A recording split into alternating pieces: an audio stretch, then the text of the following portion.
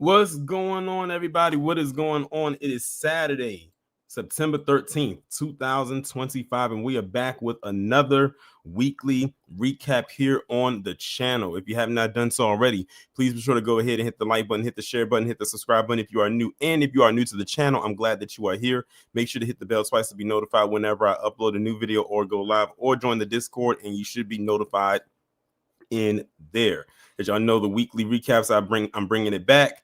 I started back up last week, and we are back here this week, and I have a lot of stuff to go over today. Last week was kind of like a soft relaunch where I only had like 5 stories. This week I got damn near double that, so we gonna be here for maybe about an hour and a half to almost damn near 2 hours, especially when I'm able to drop the link at the end and have y'all come up and speak to whatever topic I spoke on this evening. But before we get into all of that, let me acknowledge those who are here so far in the chat. We got Wallow J, Miss Nisi, SD Johnson, Andrea Jones, Don P, Brother Man to You, Weldon Johnson, Tawana Cook, Chris Vesey, Miriam R.E. equals MC squared, KG, and shout out to KG and shout out to everybody who was in the chat this morning for, I know it was a very long video, but it was a very interesting video at the same time. But shout out to KG for collabing with me on that topic. Let's see who else do we have in here. We got D Money and Miss Brooklyn 11232 in the building. Shout out to you, and shout out to anybody else who's going to come in later on, or if you are unable to catch this live, shout out to everybody who's on the replay game. Now, as you all know, whenever I do these weekly recaps, I always like to start off with the positive stories, and this week we have 3 of them. So let me go ahead now and get into it and share my screen. And this first story is coming out of Pennsylvania, involving this little boy who's 9 years old, who's studying neuroscience at a local college. So let's see what this is hitting on. Well, we've all heard of Doogie Howser, of course, that fictional child prodigy who was in medical school before most kids were in high school. Well, Doogie may have nothing on Aiden Wilkins. The 9-year-old boy from Montgomery County just stepped into a college classroom. The remarkable next step in the journey of a young genius. Action News' Walter Perez has the story. Aiden Wilkins of Montgomery County looks like any other kid, but he's not. The first indication was his ability to read outdoor signs when he was 2. I could read them when most kids at my age, at like 2, could barely even speak. And Did anybody teach you to read at that point? no. You just knew how to read? Yeah, I just grasped it so fast. Then a few years later, I got a gifted test. Turns out I was gifted. Now, at the tender age of 9, not only is Aiden already a sophomore at Reach Cyber Charter High School, but he's also taking a neuroscience class here at Ursinus College in Collegeville. Aiden's mom, Veronica, says there is a specific reason why he chose that class. He plans to go to medical school and eventually become a pediatric neurosurgeon. Mainly because I was like helping people around my age. And I was always fascinated by the anatomy of the brain. Despite that, Veronica says, in many ways, Aiden is your typical 9-year-old boy who loves video games and playing soccer. But she says guiding a young, brilliant mind is anything but typical. I'm very grateful and thankful for the opportunity and be a part of his journey, right? It's all about him and his journey and me just supporting his journey. And Aiden offers wise words to those of us who miss the mark of genius. He says passion and determination will take you further than intellect alone. You can do anything. You just have to really just put the work into it. Now, Aiden says he's still not sure where he wants to study before he moves on to medical school. But he says his first 2 choices right now are Johns Hopkins and Princeton. Safe to say, his chances of being accepted are exceptional, just like him. Reporting from Collegeville, Walter Perez, Channel 6, Action News. All right, so we got the first story right there. We got this little child genius, like Brother Man, you said, he says like he's like smart guy come to life, who like that's just simply amazing. Only age 9, his life is just beginning. He has so many, you know how they say wise beyond your years? That definitely applies to this kid. Like, that's crazy, but definitely kudos to him and kudos to his mom, for helping him out and, seeing his vision, because he said he has a plan. He has a goal of what he wants to do when he gets, of age. So definitely shout out to him and look forward to seeing what else his future holds for him. So that's the first positive story right there. The next one I'm going to share is coming out of Oakland, California, involving this vegan soul food restaurant that is about to open up. So let's see what they're talking about. And this is coming out of the Bay Area. Shout out to anybody who have in the chat right now, or anyone subscribed to my channel who lives out in the Bay Area, which I'm sure I have plenty of. Let's see what they're talking about over here. You to an Oakland native who built a nationally recognized vegan restaurant from the ground up without investors nor restaurant experience. Our journey started with just $27 and a dream. Our executive producer of Impacting Communities, Katelynn Jennings, shows us how she is redefining soul food.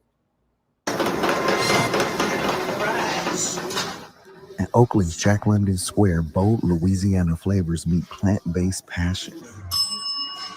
This is solely vegan, and behind it, Tamara Dyson, a trailblazer who's redefining soul food on her own terms. I dreamt of opening a vegan restaurant. I turned vegan myself when I was 17, and I just dreamt of introducing something to the world that I felt it had not yet seen. Dyson opened solely vegan in 2009, before vegan soul food was so popular.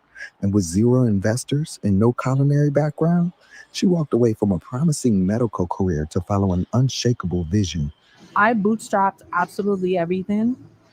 And so even my first location at 301 Broadway, and now we're at 101 Broadway, I bootstrapped that. I opened that location with $27 in the cash register. As a result, I lost absolutely everything. We're talking about evicted in my apartment. They're talking about my car repossessed, because when it came down to paying the rent for my location or paying my car note, that's just to pay the rent. That determination led to 14 years of success, earning national attention and even a win against Iron Chef Bobby Flay. Today in a new space, Dyson's restaurant is more than just a place to eat. It's a community. She's building a team and creating opportunities for people like Jordan, her sous chef, who didn't have much experience in the culinary field. He came in trailblazing, and he's right by my side. He's working, or he's learning. Famous burger. It's called the Pray For Me, coming with coleslaw. We got the new cheese on there, so it's melted cheese on there. And then I did the chicken salads right now, all vegan. And I'm about to plate it with the good old fries that we got. Honoring Dyson's roots through every dish. And our flavor profile is specific to New Orleans. It's not Mississippi. It's not, it's New Orleans specific. Homage to my grandmother. With every dish made from scratch, to a welcoming vibe that keeps staff and customers coming back.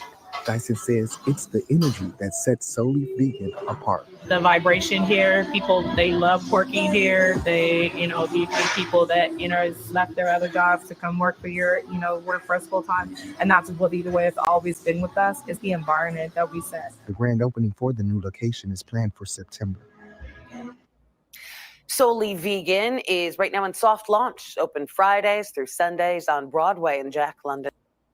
All right, so you have another good positive story. Shout out to this sister right here and her employees. And as you can see, it looks like her employee staff are pretty much all black. So when they say black owned, they don't mean just because she owns it, but look at her staff is also black as well. And also the fact that she has someone who's working as a sous chef with her who doesn't have any experience when it comes to culinary is amazing, because that's usually something that's hard to get into if you do not have the experience. And the fact that she allowed him to work there and it's working, hey, more power to them. I can't wait to see, hear more success. And if I have anybody out there who lives in the Bay Area, please go and support this business. I would greatly appreciate it. And if you do go to this restaurant, I would love to hear any feedback about how your experience was. So that was the second positive story. Now, the last one, many of you may not know about, but it's on someone that we all know too well. And that is none other than the king of music, in my opinion. They all call him the king of pop. I like to call him the king of music. And that is Michael Jackson, whose Off the Wall album has now been certified diamond status. I mean, it's a reason why Michael Jackson is called the GOAT. I mean, why not? And for those who don't know, in order to acquire diamond status on an album, it has to sell 10 million units. Keep this in mind. This album came out in 1979. It is 2025. And it has now hit diamond status. And I think I read somewhere where they said that there are 2 additional Michael Jackson albums that are close to hitting diamond status. Again, the man has been deceased since 2009, and this album came out in 1979. So let's go ahead and see what they are talking about on here. Michael Jackson's 1979 album Off the Wall has achieved diamond certification, selling over 10 million copies in the United States. Do you know that is hard for many artists to do today? It's hard for many artists to sell 1 million albums. That's why now they have to kind of lower the standards of how people hit these records now, mainly because of streaming, and a lot of people don't buy physical albums anymore. This album sold 10 million physical units. This makes Jackson the second Black artist after Whitney Houston to have 3 diamond certified albums. Off the Wall features hits like Rock With You, Don't Stop Till You Get Enough, and peaked at number 3 on the Billboard 200. Jackson joins Houston in this achievement, with both artists having 3 certified diamond albums, while only a few other solo artists have achieved this milestone. And let me tell you this. When that biopic comes out next year, those albums are going to go through the roof. He's going to get more diamond status after that biopic comes out next year. And that's pretty much it.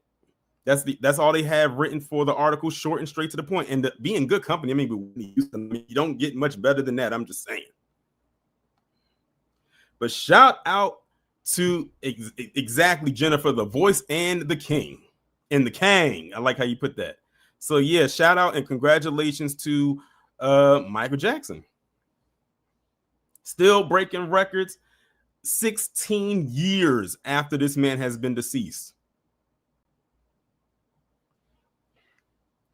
But that's all the positive stories that I have for y'all right now. So now that we've gone over all the good stuff, like I said, there was 3 stories this week. Now we're going to get into all the nonsense. But let me shout out those who I didn't get a chance to shout out before. We got the Informant Media. We got Jennifer Wade, SD Johnson, Mahako, Dark Titan, Denzimas, Astarte Jones, J.M. Y'all, Jonathan, and I think that might be all the new people that just came into the chat. But now we're about to get into the nonsense. But let's start off with this. So we got to start off with this whole Katelynn Clark thing right here. And I saw this on Instagram a couple days ago. So apparently the story that goes with this is that Katelynn Clark was just standing right here, as you can see, and the cameraman was right there just getting some footage, and he just moved and turned away. But then she threw a whole Karen fit about it, and the cameraman didn't even touch her. So let's go ahead and just play the video. It has no sound, by the way. So look, there's the cameraman right there. I have to pause it like this because on Instagram, you can't move the slider back and forth. So it's like you got to catch it. So there's the cameraman right there. Didn't even touch her. Just moved right past her and didn't even touch her. And look at her. Look at how she reacted.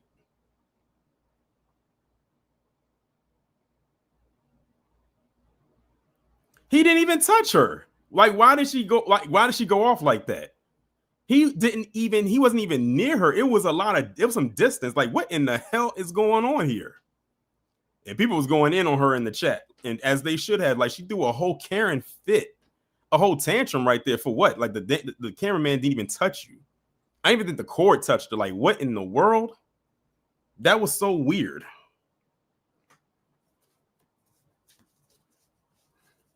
But that's pretty I don't know. I guess they were trying to fish for something there, but I don't know. Like, and the cameraman looks so confused. Like, he's like, huh? Like, what in the world? I don't know. Strate, maybe that's what maybe in her mind, that's what she wanted to happen, because it wasn't happening. Y'all see it. He didn't even touch her. The camera didn't even bump her. If he did, he would have said, oh, excuse me. And then it was such a delayed reaction. See how she moved her hand after the fact. Yeah, I don't know. And she's not, and the thing is, she's not even playing. That's the crazy part. She's not even playing.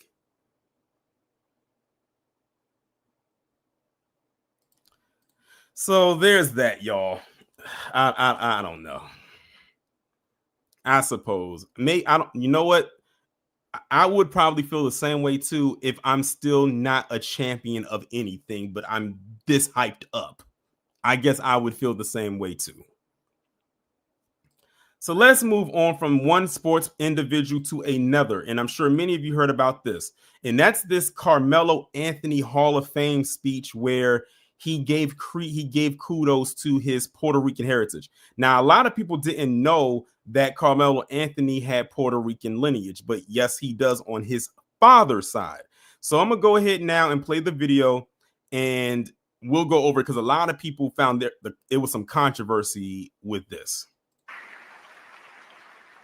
To Puerto Rico, my blood, my soul, my heart. I carry the flag in my heart. I carry the island in my veins. When I wore those colors on my chest, I wasn't just playing basketball. I was honoring the heritage. I was honoring my father. I was honoring every Puerto Rican who's ever had to fight twice as hard to get as far. Puerto Rico, you gave me fire, you gave me soul, you gave me home. We are proud, we are powerful, we are present. This Hall of Fame moment belongs to the island, it belongs to us.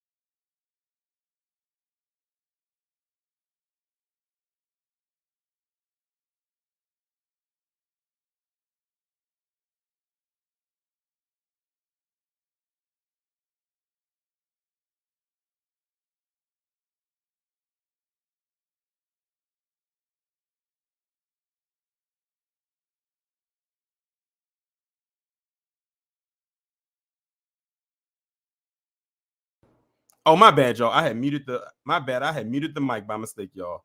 My bad. Let me start over again. I hit the mute by mistake. Let me start over. This woman right here is Carmelo Anthony's mother, and I think her name is Mary Anthony. Someone can correct me if I'm wrong. And she is FBA. Now, his dad is Puerto Rican. His dad actually passed away when he was like, I think 2 years old. So he didn't grow up with his father. He didn't grow up with his dad. Or really didn't know his dad like that. But for years, a lot of people thought that Carmelo Anthony was just a straight up and down black dude because he didn't present himself as the typical, I guess you could say, Puerto Rican. But those who knew him knew that he was of mixed heritage. It's just that it wasn't put on full display like that. And a lot of people was like, did you really just shout out the entire island of Puerto Rico for what happened with you during the NBA? I think that was another reason why a lot of people felt some type of way about him saying this, because how are you attributing your success to this entire island when up until that point, we really didn't see you do that? And then it's Puerto Rico.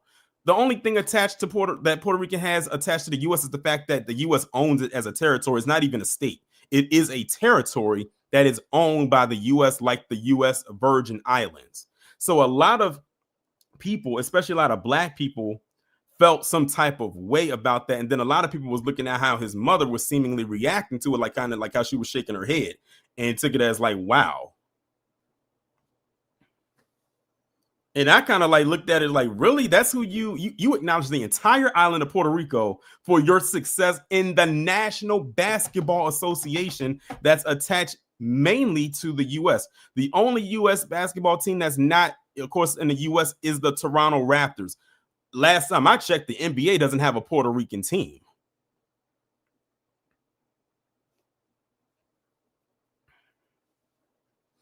The Spirit of Justice said his father was Black Puerto Rican, but he acts like his dad was Ricky Martin. So, yeah, a lot of people felt some type of way about that. Then there was another controversial thing, but I don't think it was really that big of a deal, was when they said during his Hall of Fame speech that he didn't mention Lala, who, of course, you know, he was married to for years. They have a child together. And then, of course, they ended up getting divorced. But some people said that they felt the type of way because he didn't mention her. Honestly, it's kind of small because, I mean, they're not married anymore. Lala wasn't really a huge contributor to his career in basketball. But as far as her being a wife and, of course, the mother of his child, yes, but that's more of a personal thing. This Hall of Fame speech is more about his career. When Lala and Carmelo Anthony got together and were dating, he was already in the NBA. So a lot of people was like, that's not a big deal of him not mentioning her.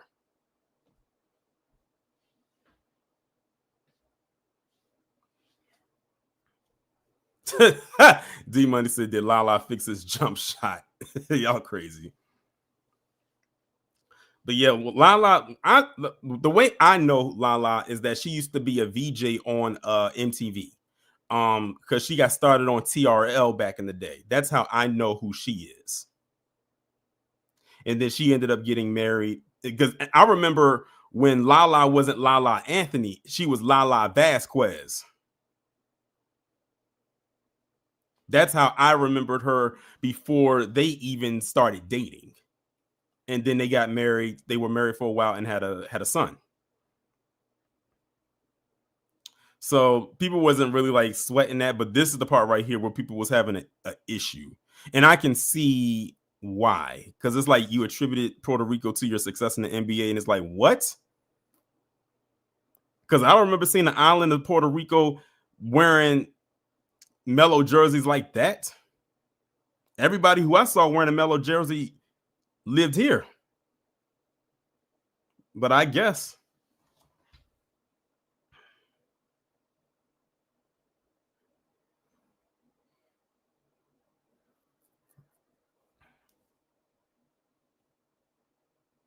So, I mean, hey, I guess it is what it is, but congratulations, I suppose. Ms. Nisi said, correction, they had the son for, okay.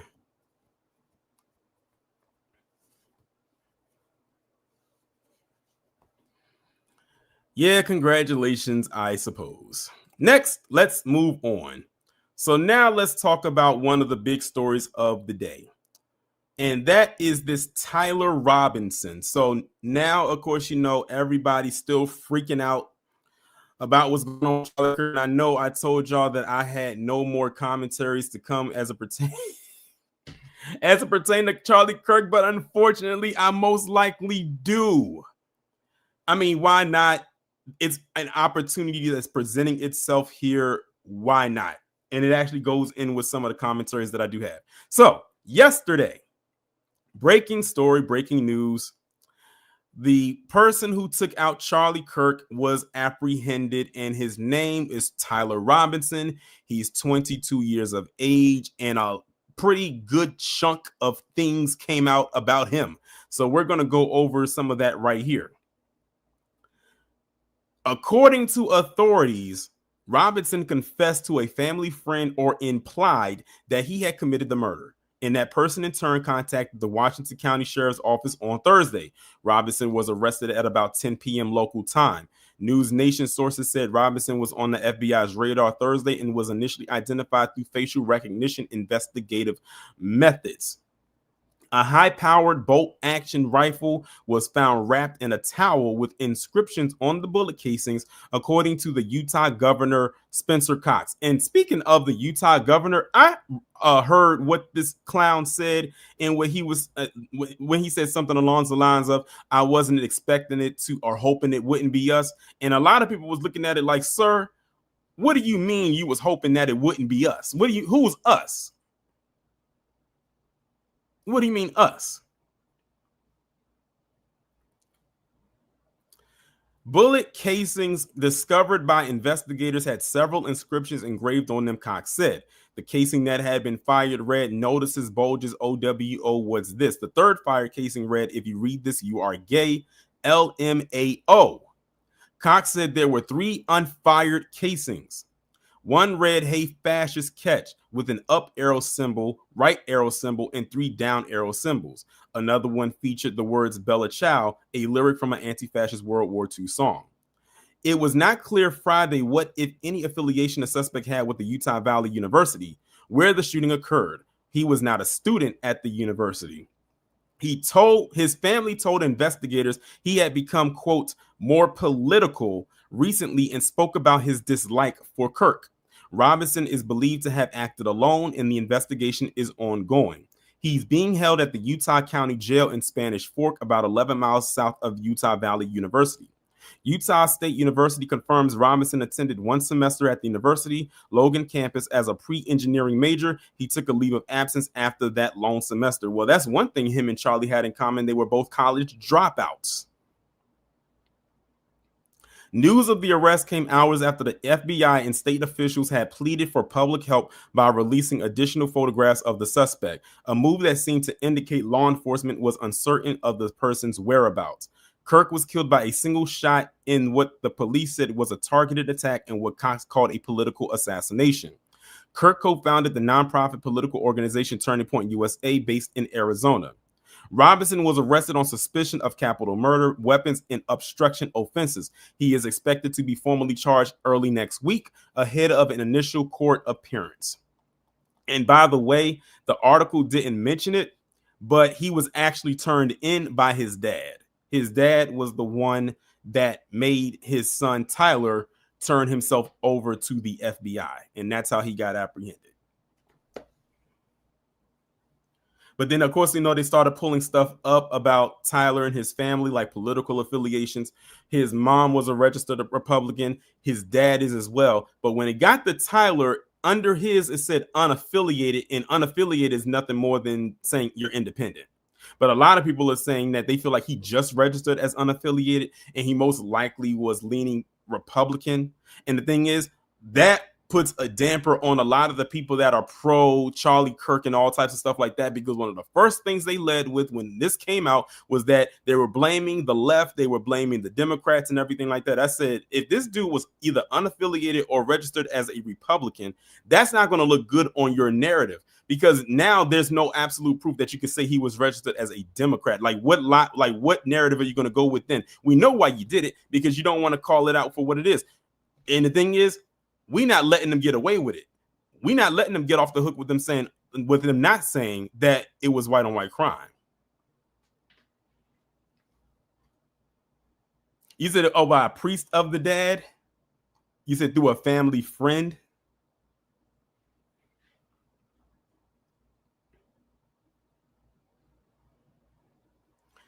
You said they said his grandma said he was more liberal than his family. And that's probably exactly what they're going to want to hear.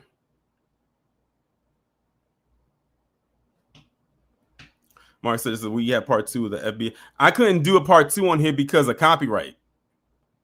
That's why I had to delete the first one. That was the plan. That was actually the plan to do this past Tuesday.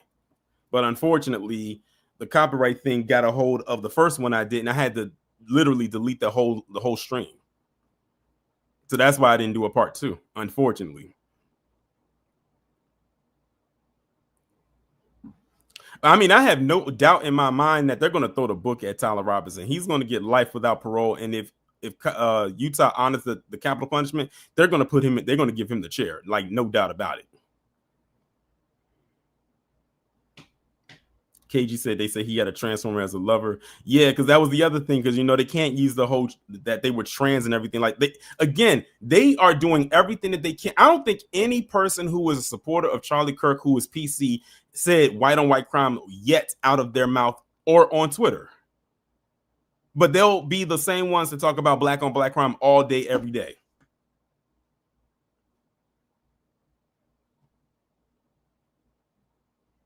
You said they do have the death penalty? Oh, then they're going to put that on the table. No doubt about it. And speaking of putting the blame on black people, y'all have to know where I'm headed to next. So instead of them putting the blame where it needs to be and needs to stay at, they decide, you know what?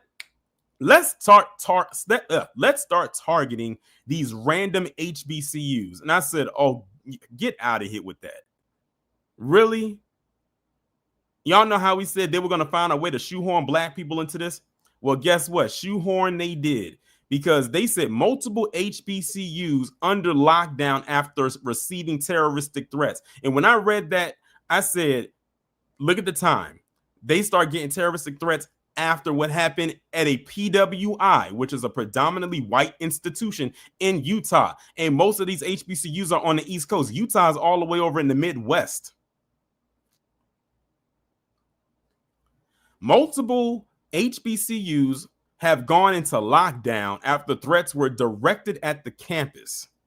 Alabama State University, Hampton University, Virginia State University, Southern University, and A&M College, and Bethune-Cookman University locked down the morning of Thursday, September 11th, each citing potential threats made against the campus. The lockdown at Southern University was later lifted, but all campus activities and classes were canceled through the weekend, school officials announced on social media.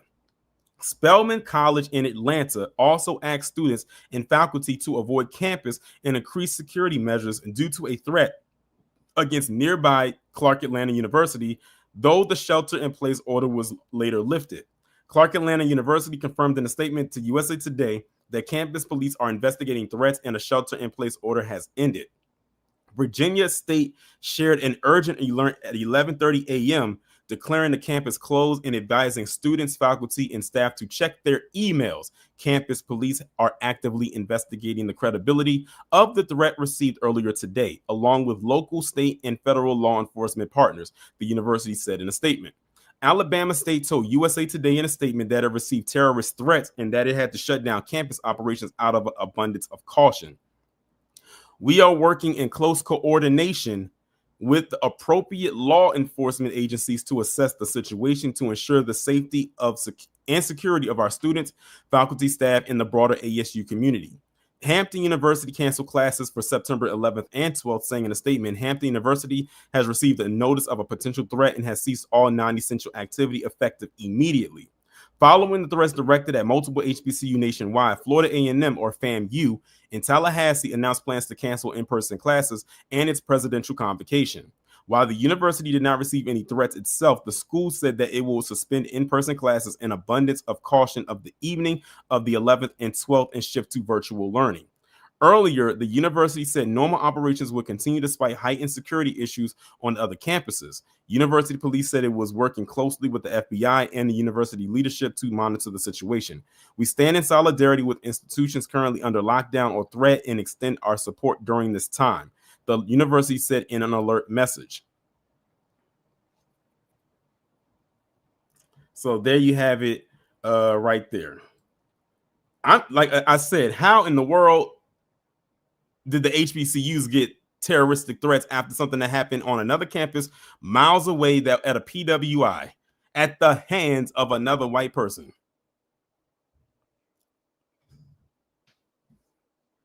Like I said, they were going to find a way to shoehorn black people into this somehow, some way. Ron V says the VSU threat was sent via email. Yeah, I think a couple of them were through emails.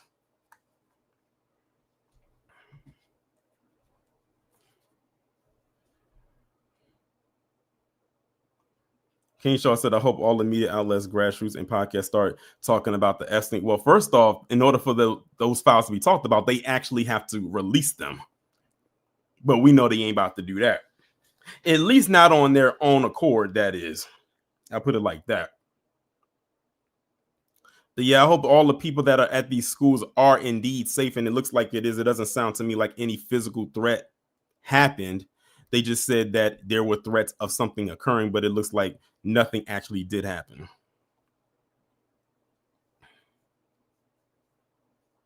So there's that right there. And speaking of shoehorn, I wanted to share this video with y'all. So this is a video that happened during, or I don't know if it was after what happened or if it was before. So this account, this Twitter account named AF Post, shared this video, and it said after Charlie Kirk was shot. So they said it was after a black man, and they had to make sure to highlight it was a black man at Utah Valley University came to steal hats from his vacant booth. So here it is right here, y'all. So this is the black guy right here. As far as I know, this was probably the only black guy that was there.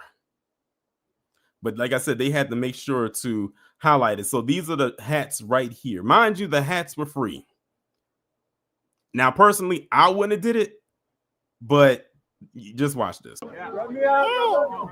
Hey, yo, grab me out. Let's go, guys. Come on. Let's go, guys. I don't know. Let's go. I have no idea. Let's go. What are you doing? Get the fuck out. Let's go. So there it is right there. So that's the only thing right there. And the reason why I brought this up is because, one, as a black guy myself, I personally wouldn't have did it, especially since now that it's seen as a crime scene. Even though there was no tape there, I wouldn't have did it myself. However, the hats were free, and the white guys that he was tossing the hats to, they weren't telling him to stop doing it. They were asking for the hats. Like, you could hear them ask for the hats right there as he was tossing them. That's why he was tossing them. He was like, oh, they was like, give me a hat, give me one, give me one. But they got mad at the black guy for tossing them the hats instead of the guys that were saying, give me one, give me one, give me one. Like I said, stick out like a sore thumb. I personally wouldn't have did it. But the reason why I also brought it up is because that account that posted it was trying to make what this black guy did a much bigger deal than what the situation at hand was. Mind you, this was before, of course, they caught who did it, which was Tyler Robinson.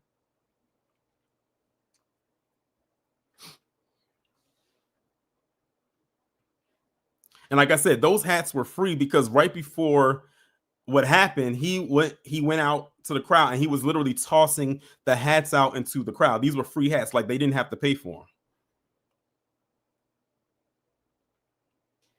Me, myself, he said he would have wanted them to have those hats. Right. Like I said, he was tossing those hats out before he sat down to speak. Like, the hats were free. They were giving them out for free. You didn't have to pay for them. KG said Charlie is better as a symbol now than a human alive. Well, that's usually what they say. They said, and usually you become more idolized in death than when you are ever alive. So I just wanted to show that. I said that account. I know what they was trying to do, but yeah, I suppose. And speaking of people that, I want y'all to check this out.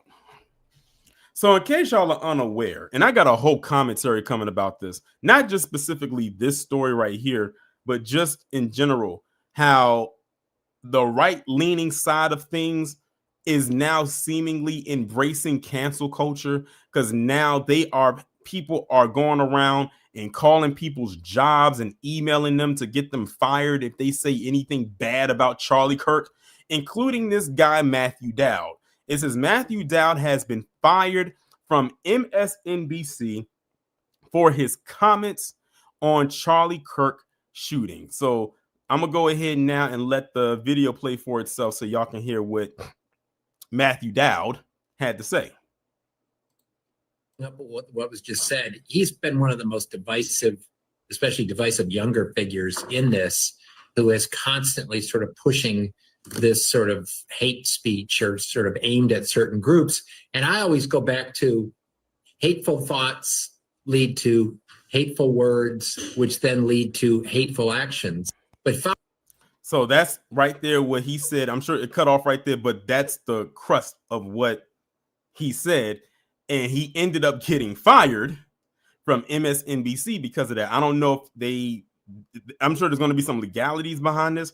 Maybe he'll get his job back, but this has caused a domino effect because there are literal people on Twitter right now as we speak who are going through a Rolodex. They're literally going online and they're looking up people's tweets about Charlie Kirk. And if they said anything that they deem as disparaging against this man, they are finding out where they work. They're going to LinkedIn profiles and they are contacting their employers, getting phone numbers, getting emails. I saw one today where this woman says she contacted 471 employers. I'm not even lying. Contacted 471 employers over this to try and get these people fired. I said they better tread lightly with this because one of two things is going to happen.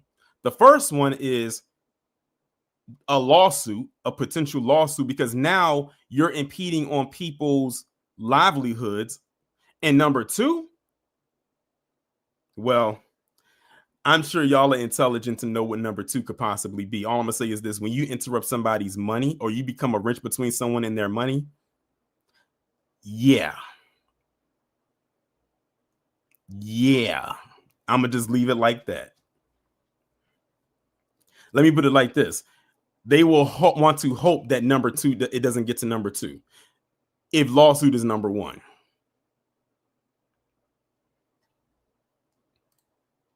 So let's move on to the next story. And this one right here is like, when I found this out, I said, they are literally doing the martyring thing. So y'all see this right here. Trump says he will award Charlie Kirk the Presidential Medal of Freedom. Why? Why would he get the Presidential Medal of Freedom? I don't get this. I said the same thing when it came to what happened to that Doge worker last month that quote unquote allegedly got jumped by those teenagers that caused Trump to call in the National Guard. And get this, y'all. Not only does he want to give Charlie Kirk the Presidential Medal of Freedom, but Nancy Mace put some kind of a file in so they could have Charlie's Kirk body his casket be displayed at the rotunda at the Capitol. I posted it up in my Instagram story yesterday.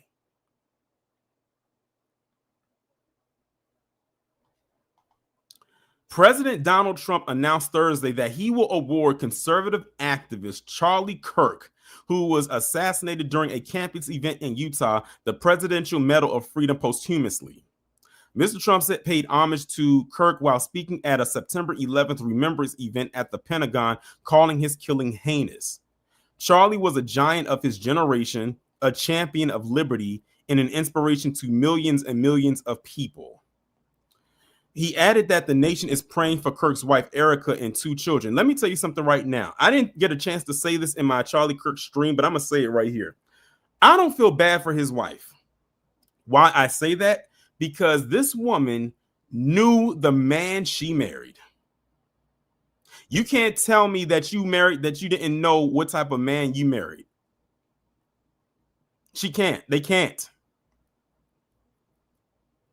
She went to bed every night and woke up every morning to an anti-black white supremacist and loved him so much, indeed, that she procreated with him twice.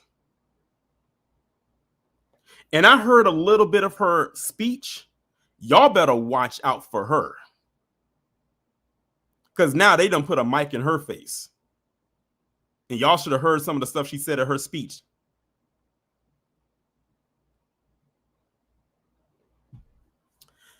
He added that the nation, oh, I already read that part. It says, we miss him greatly, yet I have no doubt that Charlie's voice and the courage he put into the hearts of the countless people, especially young people, will live on.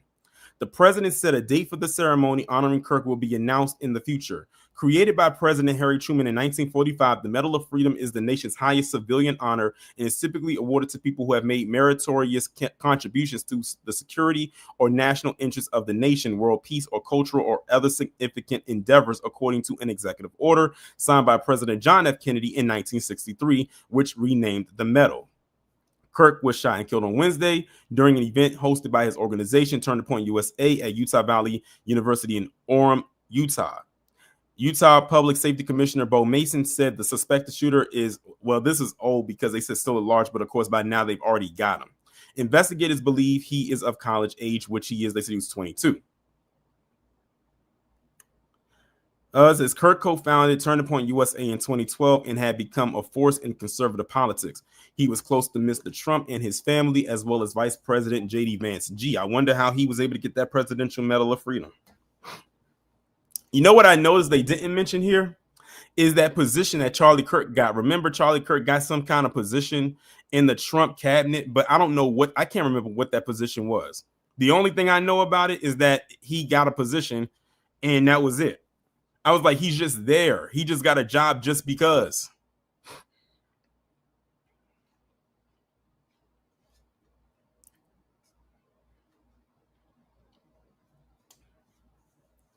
So yeah, I cannot take this administration seriously. I really can't.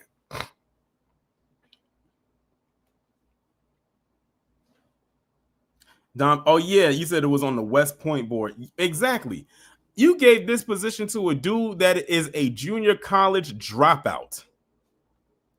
Why would you appoint him to some kind of a position that would be better suited for someone in the military or who was in the military?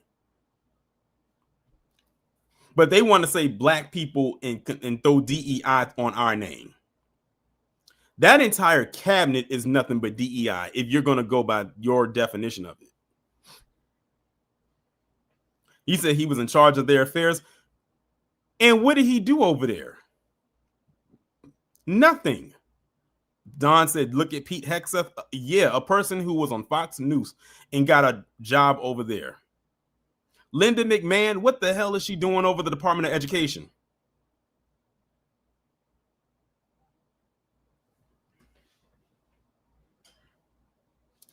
I suppose. Exactly, Sybil. He flunked the West Point admissions test. And that's who you put him in charge of. Let's move forward, y'all, and go to this one right here. And I meant to talk about this last week. This story, I will admit, is like a week old, but I didn't get a chance to talk about it. I think I was going to talk about it in a video, and I meant to talk about it last week, but I wanted to talk about this shooting that happened in Mount Washington in Cincinnati, Ohio. Ironically, let's see what this is hitting on, y'all.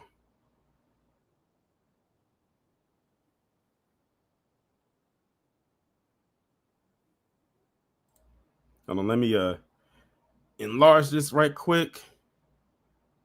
Hold on, y'all.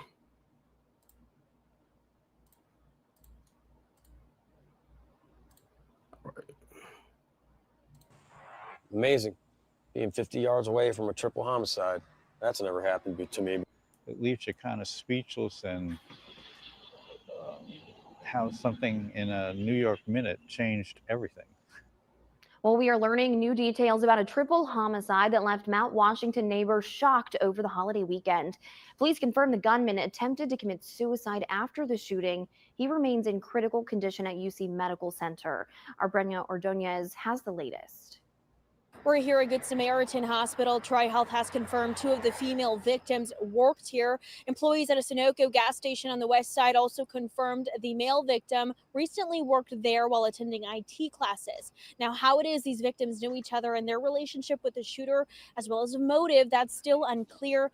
One neighbor, though, tells me a chilling encounter he had with the suspect moments before that shooting makes him believe it was premeditated. He parked his car right there in front of our place and got out and circled the apartment building and kept looking for something, and then got in his car, drove away. Doug Matthews says he saw the alleged gunman do that 2 more times Sunday afternoon. I went over and asked him, was he okay? And he said yes, he was. Well, I mean, it was not unfriendly. My dog went up to him and he played with the dog for a second. And I said, well, you got a friend for life. And he said, no, maybe for a minute. And then he said, you can go now.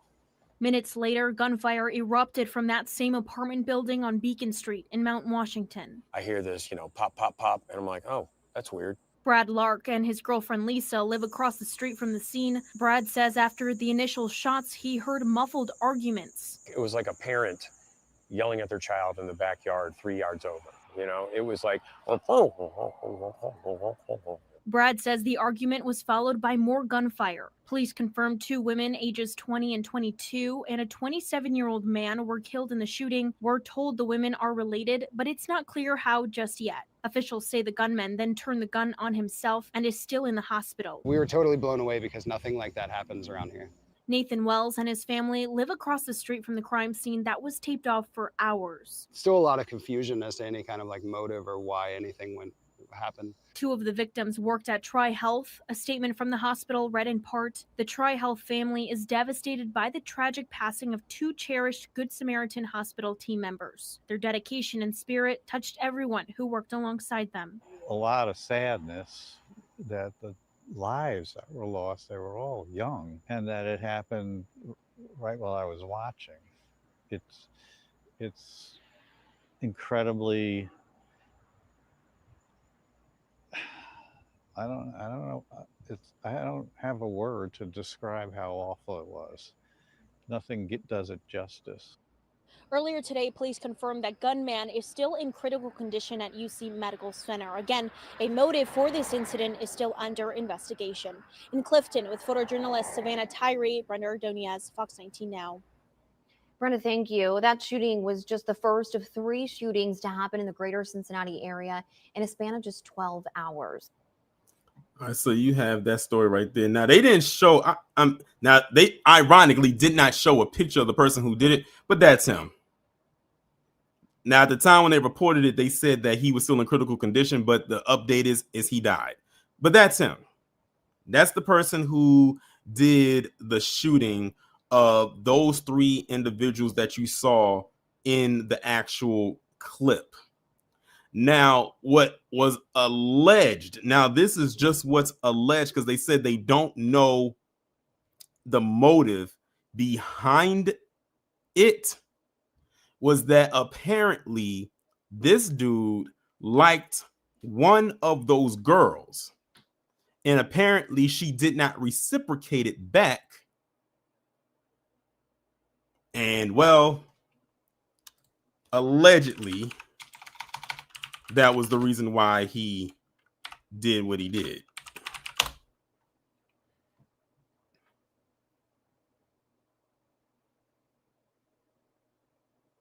Again, that's just alleged. That was something that was floating around.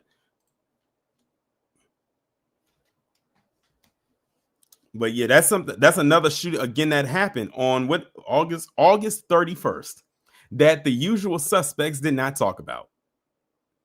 So you can add that to the list. So you have what happened in Minneapolis, ironically, in Minneapolis. Then you had this. Then you had what happened with Charlie Kirk. And the last one I'm going to talk about today is going to be a little bit later on in the stream.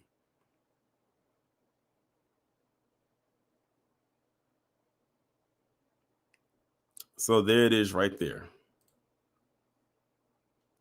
And speaking of shootings, let's head here. Denver area high school shooting suspect was radicalized. Now, this was the shooting that happened the same day as what happened with Charlie Kirk, like literally almost around the same time, but it didn't get that much traction because Charlie Kirk was the bigger name. But yes, there was a shooting that happened at a high school. And his name was, what was his name? I'm sure they'll mention it in the article. The suspected shooter who critically wounded 2 students at Evergreen High School in Colorado during their 3rd week of classes this semester appeared to have been, quote, radicalized by some extreme network. And this is why we said the rhetoric, it's the rhetoric of what Charlie Kirk said is the reason why he, like a lot of people did not gravitate to why the people are speaking out about him. Let me see if I can find an image of the person who did the shooting. All right, I'll pull it up after I go through the article. The suspect at the school took the school bus that morning and brought with him a significant amount of ammunition, said Jackie Kelly, public information officer for the Jefferson County Sheriff's Office. He roamed the campus searching for new targets as he shot out windows and lockers covering a huge area of the school. He would fire and reload, wash, rinse, repeat.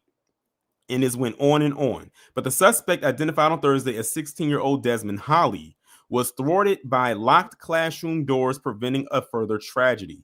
Over 100 law enforcement officers swarmed the scene after authorities arrived within 2 minutes of the first 911 call, reporting gunfire about halfway through the school day, and were in contact with the shooter within 5 minutes as more than 900 students remained on lockdown while officers cleared each room. Police said some of the students ran while others huddled in classrooms together during lockdown, according to Kelly. In the end, Holly was taken to the hospital with a self-inflicted gunshot wound and later died. For most students, their day ended waiting at a nearby reunification center for their loved ones as the high school tucked away in the mountains of Evergreen became a series of crime scenes both in and outside of the school. Law enforcement has obtained warrants for the suspect's phone, home, and locker. Investigators are also working to interview many of the students who witnessed what happened to piece together how the school became the site of the 47th shooting that took place at a school in the United States so far this year. Did y'all hear that? The 47th school shooting in the U.S. this year. And the crazy part about it is, it's only September, y'all. The school year for most doesn't end until June. 24 of which were on college campuses and 23 on K through 12 school grounds. The tragedy took place less than an hour after conservative activist Charlie Kirk was shot at an event. Colorado is a state known for several devastating shootings since the 1990 massacre at Columbine High School, from Aurora, where 12 people were killed at a movie theater in 2012, to an LGBTQ nightclub in Colorado Springs, where 5 were fatally shot in the mass shooting at King Soopers in Boulder, which killed 10. Now, this is the part I wanted to get to. Let me see if I can skim down a little bit. By the way, this is him right here. This is the picture of the shooter, Desmond Holly. Let's see. I'm just kind of skimming through here because I'm trying to see if they're going to mention these extreme networks that he was radicalized by. Because I'm telling you, if a name gets dropped, that's who they need to go to first. It doesn't look to me like they mentioned the name of the network that he was radicalized by.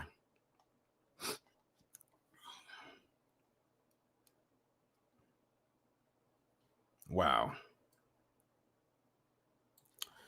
Literally on the same day, the same freaking day.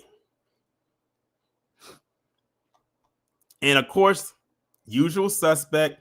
And of course, in typical fashion, the usual suspects are not going to call it for what it is.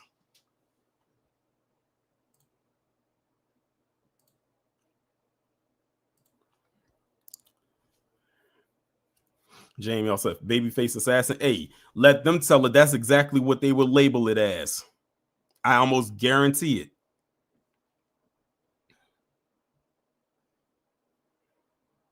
Let's move on to the next story. Now, this story right here pissed me off. This one right here pissed me off. Look at this title, y'all. 5 children allegedly locked in a dungeon with boarded walls in deplorable living conditions. Couple arrested. James Russell Call and Carly Call. Look at this filth on your screen, especially her. This woman looks like Sid the Sloth from Ice Age. A couple was charged after Pennsylvania State Police allegedly found 5 children in deplorable living conditions in a Redstone township. James Russell Call and Carly Call were charged with endangering the welfare of a child, aggravated assault, and reckless endangerment. Police were initially called to the home on August 8th to help Fayette County Children and Youth Services after there was a report that children were living there in deplorable conditions, per count documents cited by KDKA. Authorities allegedly found the couple's 5 children living in a home along Willis Avenue with no beds, boarded up windows, feces on bedroom walls, fleas, and a limited supply of clothing and food. It is sickening. That is the only word to describe it. It is sickening, Trooper Allie Wilson told the outlet. The children were between the ages of 5 and 14, local outlet WTAE reported. This room functioned as a dungeon with video camera hardwired to the father's room. I can't imagine living in a household like with what we saw. Authorities allege the room functioned as a dungeon with video cameras hardwired to the father's room. Troopers also found 3 deadbolt locks on the outside of the door and no door handle, which left the children trapped in the room. The calls were arrested on Wednesday when a search warrant was served. Police allegedly found a stun gun, a replica pistol, a surveillance camera, drugs, and drug paraphernalia. The children were safely removed from the household and placed into the care of Child and Youth Services. We are very, very happy that a family member was willing to come forward and report this to us. We are very happy with our Children Youth Services who removed these children and our Bell Vernon State Police that continued this investigation long after the children were removed to make the arrest that they did today. This reminds me of that story in West Virginia. When I first heard about this, it reminded me of that where you had that couple that adopted those black children and basically made them in-house slaves. And they had them living out in a shed in those deplorable conditions. And of course, you know, right now they're currently locked up pretty much. I guess you could damn near consider that to be life. I'm going to be honest with you. If these two right here came to any adoption agency I worked at, I would probably be like, yeah, y'all didn't qualify.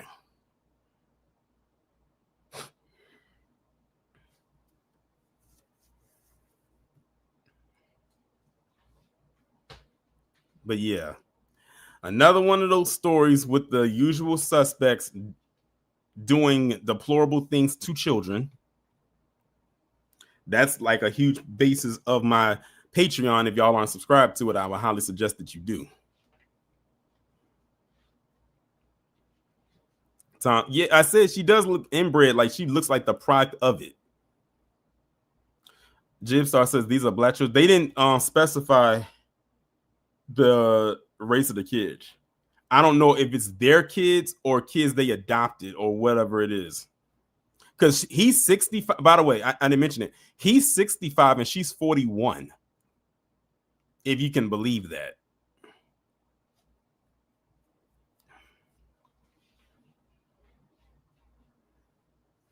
And that's what a lot of times what a lot of people do, they will get these kids and turn them into basically slaves. She doesn't even look human. I'm going to be completely honest with you.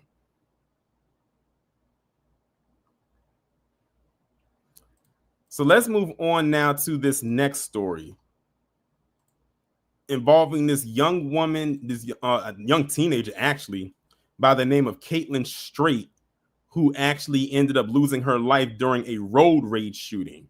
Now, the plot twist with this one is going to be interesting, but it's a reason why I'm doing this I incorporated this story into it. 7 months ago, 17-year-old Katelynn State found out she's pregnant with a girl. But on Sunday, an emergency C-section brought the baby into the world after Strate was shot in the head. The mother didn't even have time to name her own baby. The Tangipahoa Parish Sheriff's Office says Barry West shot Strate this weekend during a road rage incident on North Hoover Road near Ponchatoula. Strate was in the passenger seat while her boyfriend, the father of her daughter, was driving. A family friend, Katie, says it's a miracle the baby made it out okay. She is not even on a ventilator. She is extremely strong and kicking. The sheriff's office says Strate's family donated her organs after she was taken off life support Tuesday evening. Katie, Strate's family, and many in Ponchatoula are saddened the team will not have the family she envisioned. This young woman's life was taken at the most beautiful time period in your life when you're preparing to be a mother. This is something that this girl has dreamed about. Since Sunday, people across Louisiana have raised more than $20,000 to help Strate's family with emergency baby expenses, like clothes, food, and furniture. This is actually going to change the economic status of this baby's life. Meanwhile, the sheriff's office is investigating the case, with West now facing a second-degree murder count among other counts. The individual that, for whatever reason, whether he was hot-headed or whether he felt like he was justified, his life is done. And when you sit back and look at this, there are no winners. There's just lesser and greater losers. Reporting in Ponchatoula, Andres Fuentes, Fox 8, Local 4. Okay, so this story right here, I actually heard about. This story actually came out around the time of what happened to Irina Zaruska. And the reason why I brought this up, and by the way, to answer your question, or I think someone already answered it for you, Wallow, but she was 17. The reason why I'm bringing this up is because, again, this happened around the time as the Irina Zaruska story.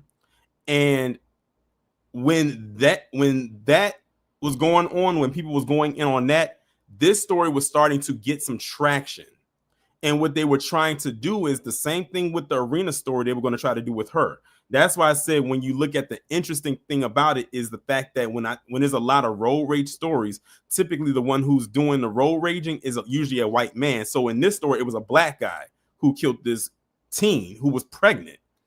And when I looked into the story, the same thing they were going to do with the Irina Zaruska story, they were about to do with him, with this one, where they was going to use this one black guy in what is considered to be an isolated incident and indict all black men. They were prepared to do that. Then, of course, what happened with Charlie Kirk occurred, and then that one just got completely shut down.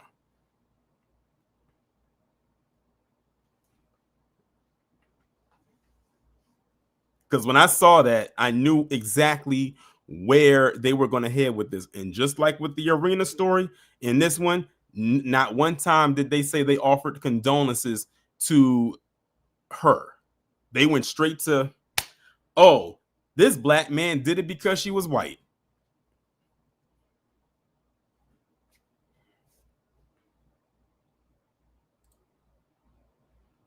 This is the boyfriend right here, brother man, to you. I don't think the boyfriend doesn't look white to me. He looks Hispanic to me. But this is him right here. This is her and them at the gender reveal. And from the looks of it, he doesn't look white.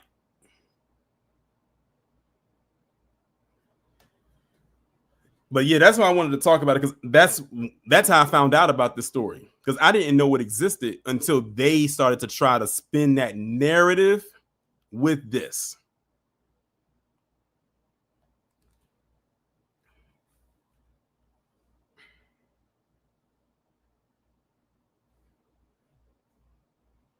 But yeah, they gonna throw it. But one thing I do know for sure, they gonna throw the book at that dude. He's done. I can't blow it up any more than it is because this is a video, so I can't zoom in. Like, you know what? Maybe I can. Hold on. Nah, I can't zoom in because it's not an image.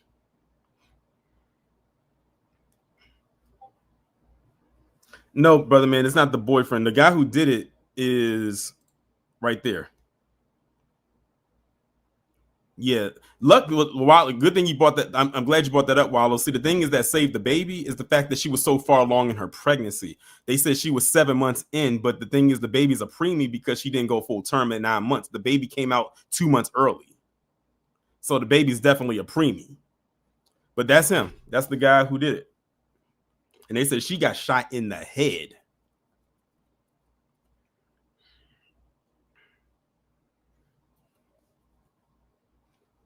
So they had to do, like they said in the video, an emergency C-section because that was a headshot.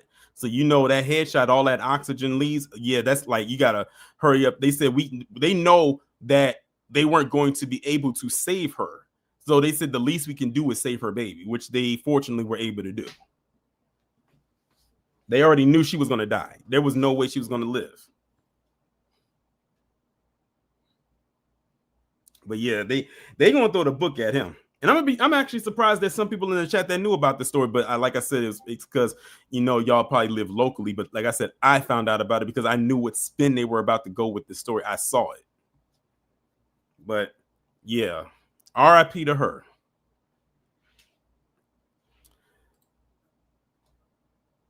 All right, next, let's go into this story right here. And this is coming out of Grambling University, which is an HBCU down in Louisiana. Now, if I have any more Louisiana folks in here, y'all probably heard about this story right here. And in a crime alert, Grambling students and parents are fired up on social media about a recent arrest of a student that police say knowingly exposed others to a sexually transmitted infection. NBC 10's Jalen Levat has more. On August 29th, Grambling State University police officers responded to a report of sexual activity in a public restroom in the campus library. According to police, they identified 20-year-old Traymond Wright as a suspect and transported him to the police station for questioning. The investigation produced a confession that Wright had been medically diagnosed with the HIV virus. Police believe he knowingly engaged in unprotected sexual activity with the victim without disclosing his positive status and intentionally exposing him to the virus. Wright is currently being held at the Lincoln Parish Detention Center. The Grambling community has been sharing the information of the arrest and engaging in deep conversation on social media. We reached out to Grambling for an official statement, and the request was denied while the investigation is still ongoing. Grambling State University has made a statement to students via email, assuring them that their health is at the forefront of the university's focus. Grambling is directing their students to the Foster Johnson Health Center for confidential testing and preventative care and education about sexual health. And their counseling center is open to students who need support. For your Arklamiss news source, I'm Jalen Levat. You want to know what the sad thing about this story is? Is that this is very common. I think that's the saddest and worst part of the story is that this happens more often than people know. I have done a few videos on my channel over the years of stories just like this, where people have HIV or whatever, or AIDS or whatever, or any type of STD or an STI, and they are knowingly and unprotectedly having sex with the people, and the people don't know it, and they're willingly spreading it out. Basically, you're turning yourself into a biological weapon. And they should definitely throw the book at you.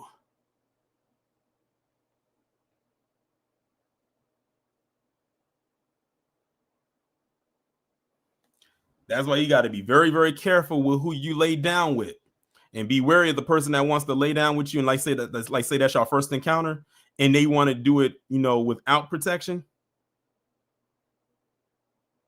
That's a red flag right off the bat. And the thing is, if this is a current picture of him, which I'm assuming that it is, people will look at him and think he doesn't have anything. Like I said, STDs and stuff, they don't have a look to them. It's internal.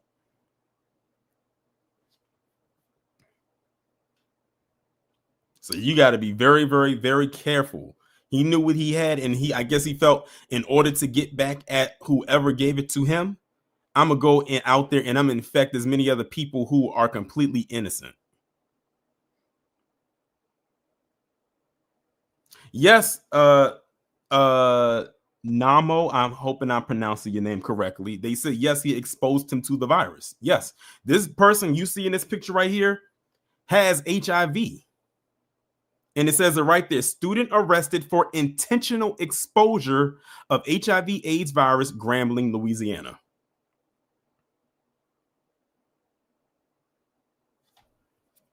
And probably what happened is the person probably felt some type of way after the encounter, and they went to the clinic and they got the unfortunate news, and they remembered the last person they encountered was him.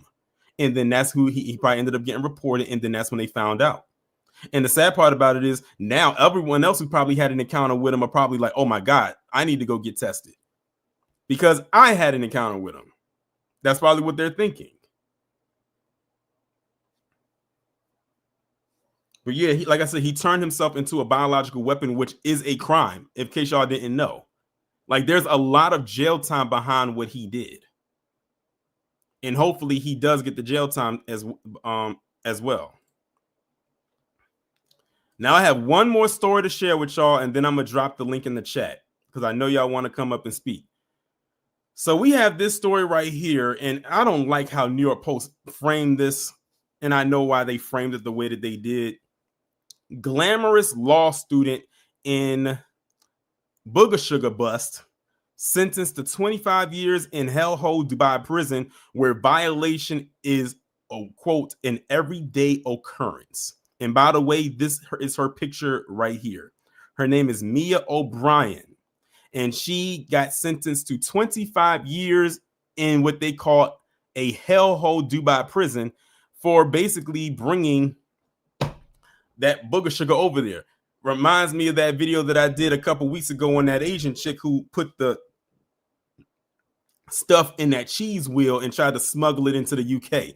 Let's see what they're talking about. It says a glamorous, and look at how they framed it. A glamorous law student will spend the next 25 years in a hellhole Dubai prison where violating is an everyday occurrence over a bust involving about $3,400 worth of that Booger Sugar. Mia O'Brien, age 23, and it looks to me like this woman has definitely gone under the knife. A 23-year-old wannabe lawyer from the UK received the devastating sentence after being found with 50 grams of the drug in an apartment in Dubai. O'Brien also must pay $136,000 fine for the crime, which involved $3,377 worth of the drug.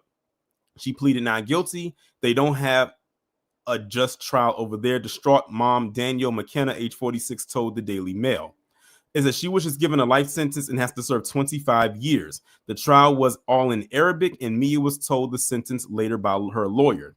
She is absolutely devastated by what has happened. Mia is being really strong, but I know she is going through a living hell. To the mother, I got to ask you, it doesn't sound to me like you're holding your daughter accountable for her actions, because the woman literally had 50 grams of that stuff on her when she knows she wasn't supposed to have it.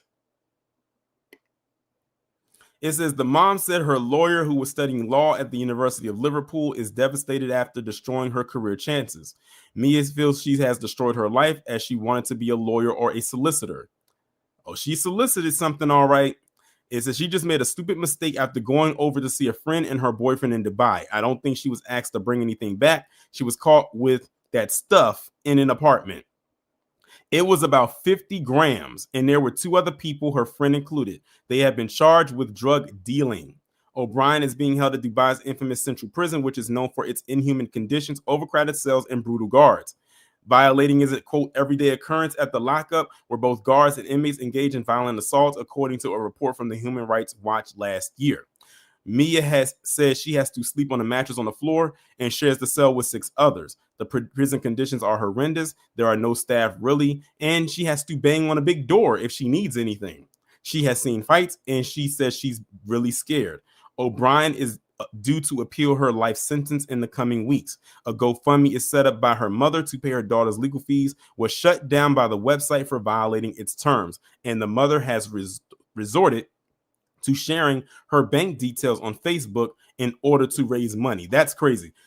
Sharing your bank details, that's now that's desperate. Because I know many people that wouldn't even go that far, not even for their kids. You putting your bank stuff out there, you are putting your finances at risk. But hey, I what can I say? I feel nothing. I really do. She bought it on herself as far as I'm concerned. Like, what were you thinking? Seriously, what in the world was you thinking? Going over there and thinking you was going to do and engage in that type of activity. Did she must not have known the story about Otto Warmbier. Y'all remember Otto Warmbier, the one that went over that was in South Korea or North Korea and ripped down that banner? And they gave him all that time, and he didn't even make it a year before he came back in a coma and he died. That was just for ripping down a banner. You want to go over it? 50 grams? Good question, Tawana. Where is her father? You know, like that. You know what? That might be what it is. The tragedy of being in what most likely could be a fatherless environment. You know, the same thing they like to try to tell us. You said it was North Korea. Okay.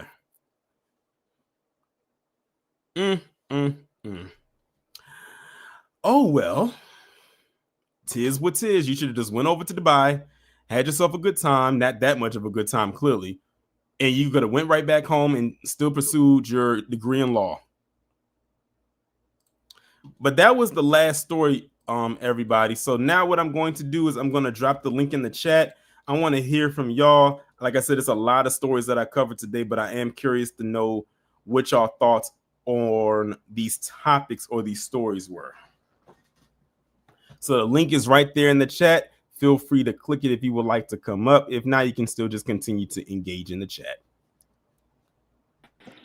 Follow.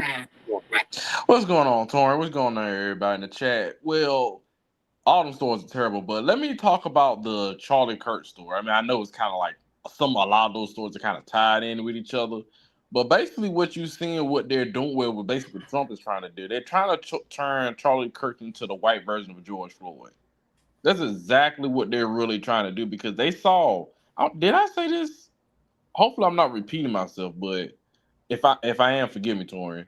They're basically trying to turn Charlie Kirk into like MLK and all the other good people. Like, no, Yeah, I saw those posts. Like, they kept trying to compare him. They put his picture next to MLK and Malcolm Jesus. X and Jesus, JFK, like a lot of like different people. As a matter of fact, I think I have a video about someone who actually posted an image like that today. I meant to record it earlier, but I was like getting ready for this live, and then I was recording other stuff as well, and I didn't get a chance to do it. So I'll probably record it after I'm done with this. But yes, I saw those images, and then it got to the point where they were trying to say that, oh, Charlie Kirk had more influence than Dr. King. I said, excuse me? No, he didn't. Like, a lot of people didn't know who he is, and then on top of that, A lot of people didn't know who he was. A lot of people did, believe it or not, did not know who Charlie Kirk was until he died. Mm-hmm.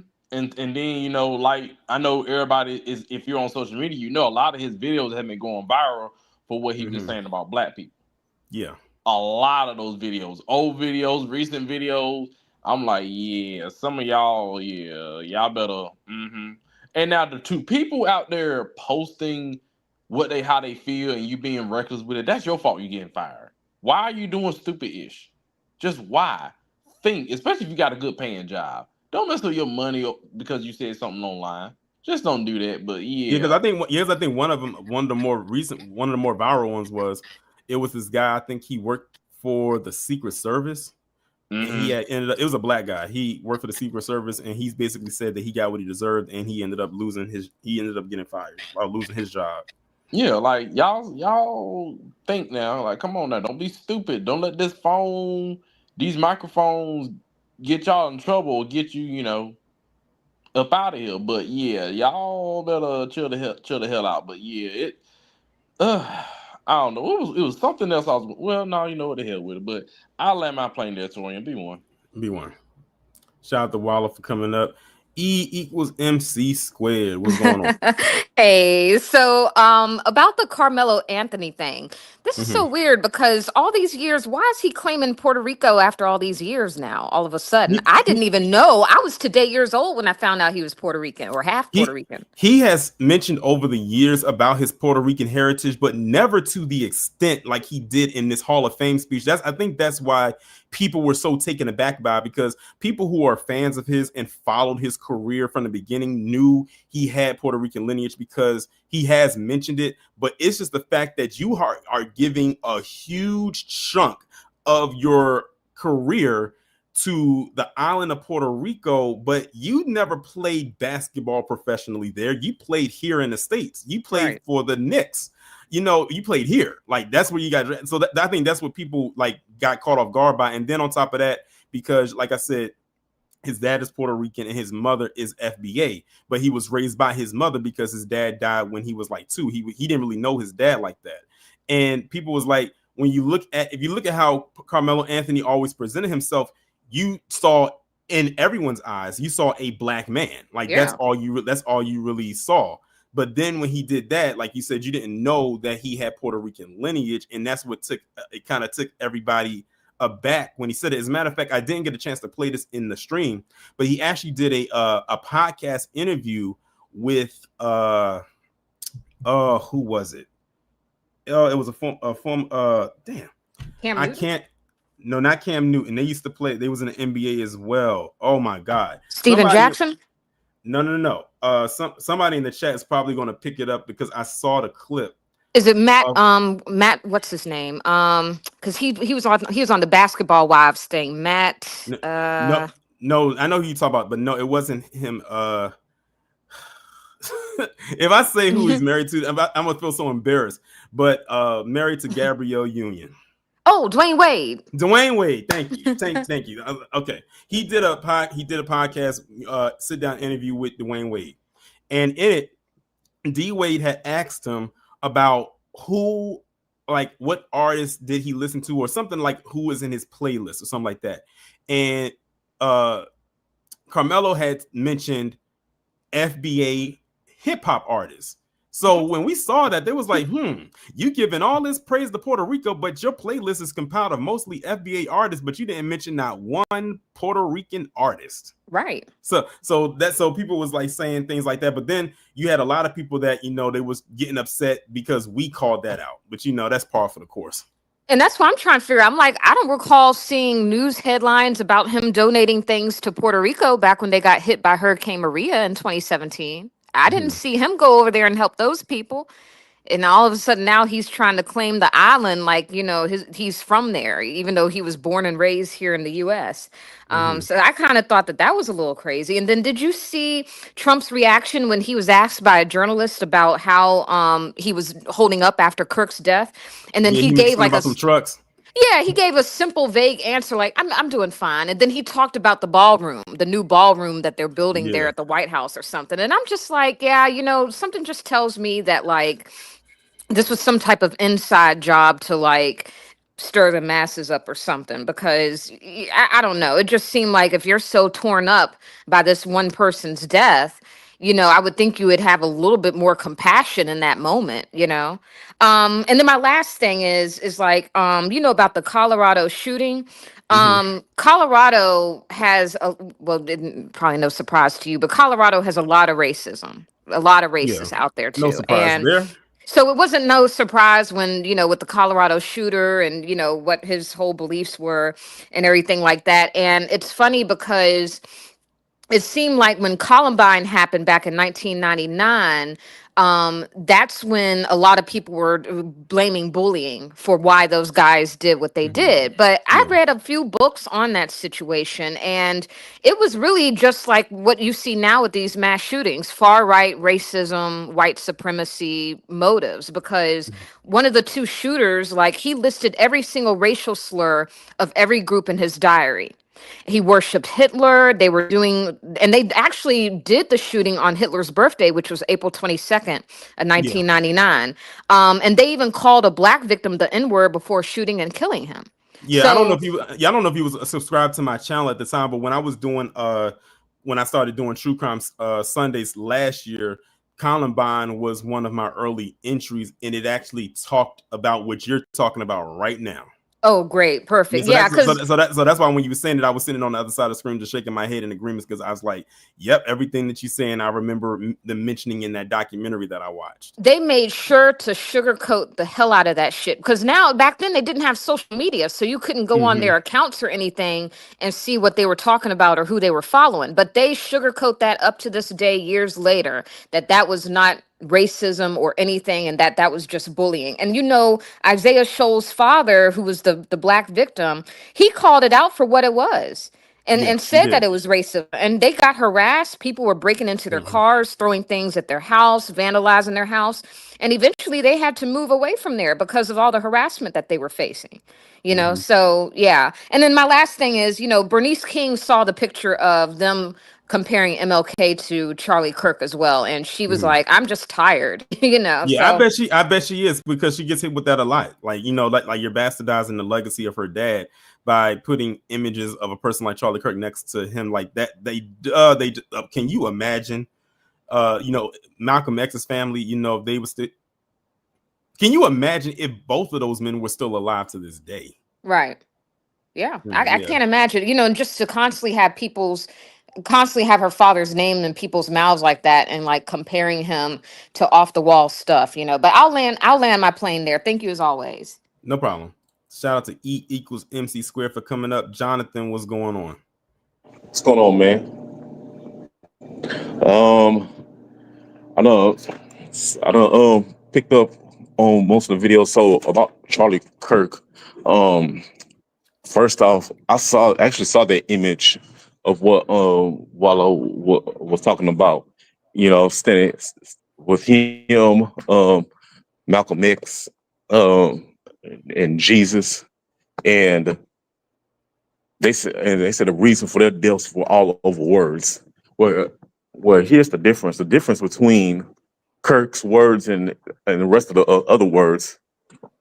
Kirk used black people, degrading black people as his grift. He used those as his words to gain his grift. You know what I'm saying? Martin Luther King, Malcolm X, they ain't never had to use their words of downing us, a race, just to get known. Kirk, on the other hand, he needed us to build himself up, degrading us. So, and Jesus, first of all, they made Jesus white. That was Jesus not white. He's black. I don't even think he has long hair. He has woolly hair. That's the thing. They like to always make these false idols, and they go next to us. And then why even comparing? Hold on, Jonathan, you're breaking up. Like the connection is kind of bad on your end. I don't know if you're in a bad connected spot, but you're breaking up, like you're glitching badly.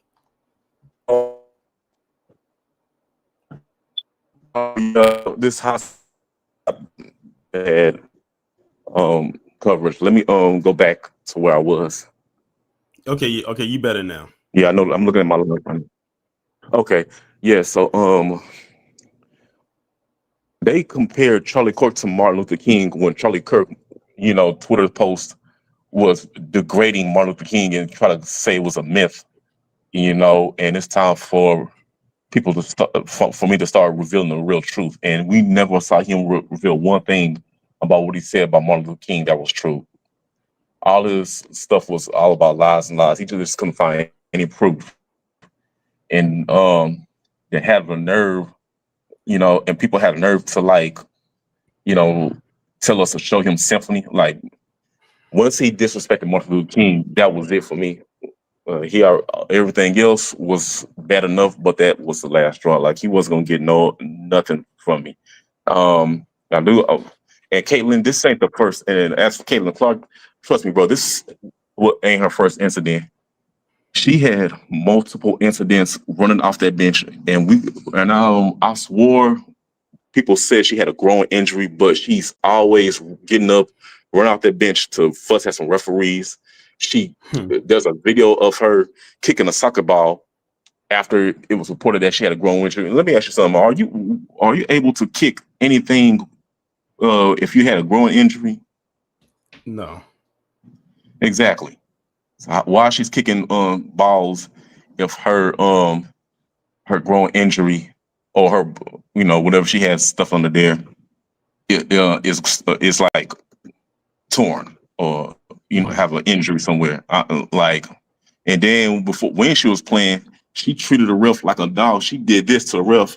I'm gonna call the league on you, telling him to come here. Like literally did this at the game after she was about to walk up to the left like she was about to fight the man physically.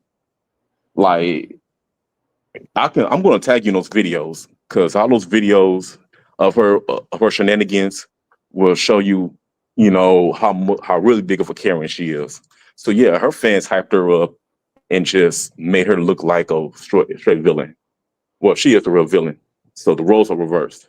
And as for what happened to those kids and now, oh my God, not surprising. The black guy, I don't know if the black guy was intentionally to shot that white girl, but I know they're gonna make it look like it's anti-white violence going on. And Matt Washington are gonna try to find a way to pick that up.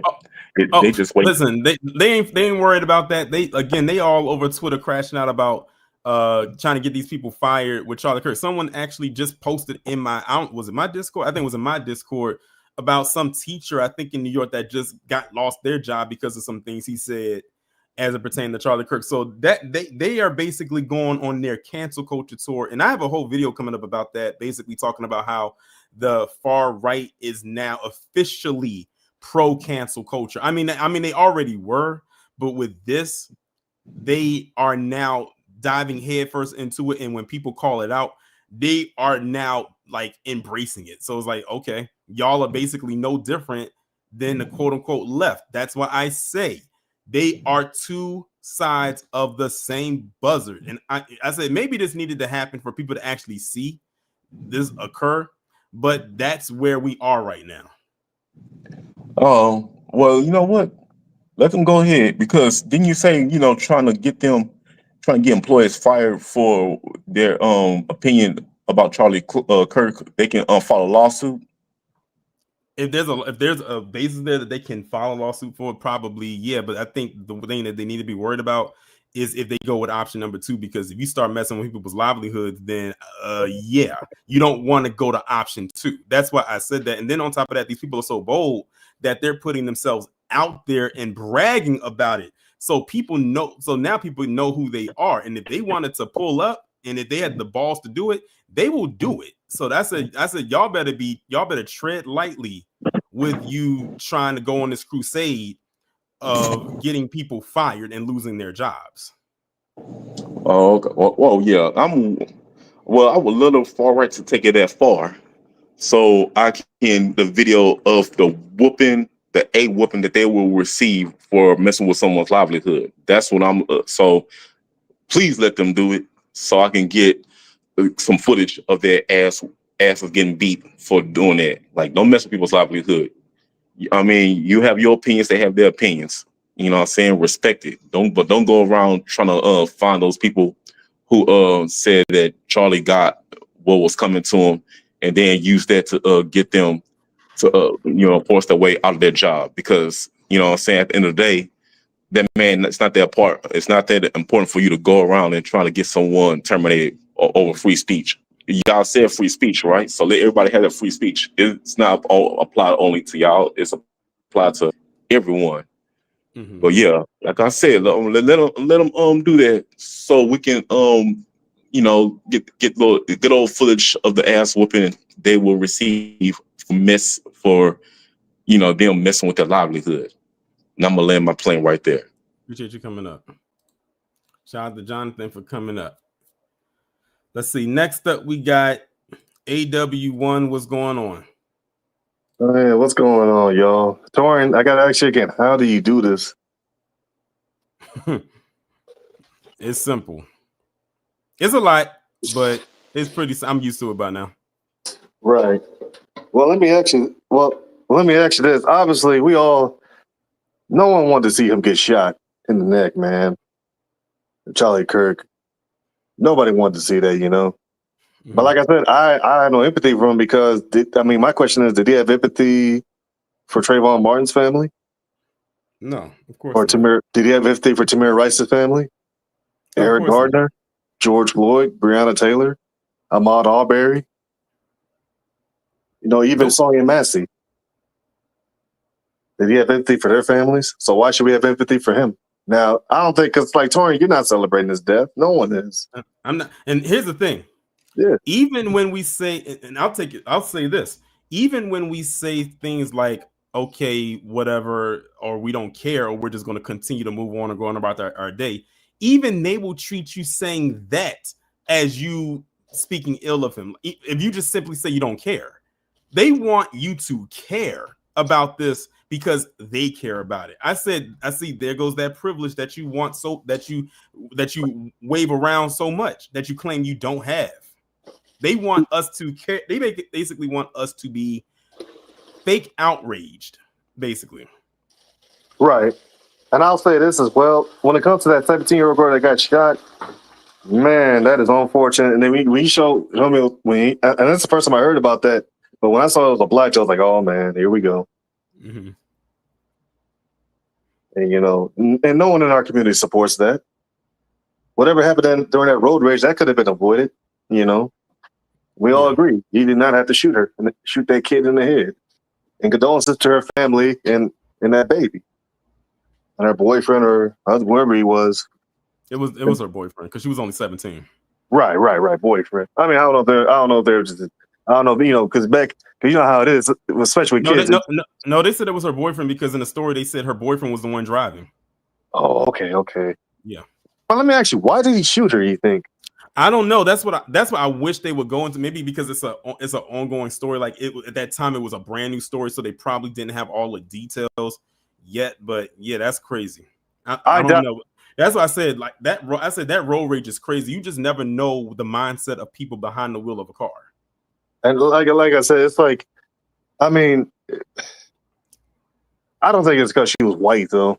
It wasn't, but it definitely wasn't. But that's the narrative they were trying to push. That's like I said, that's how I found out about the story because of what happened with the woman on that train in North Carolina, and that's when they brought that. And that's unfortunate too. Go Jones to her.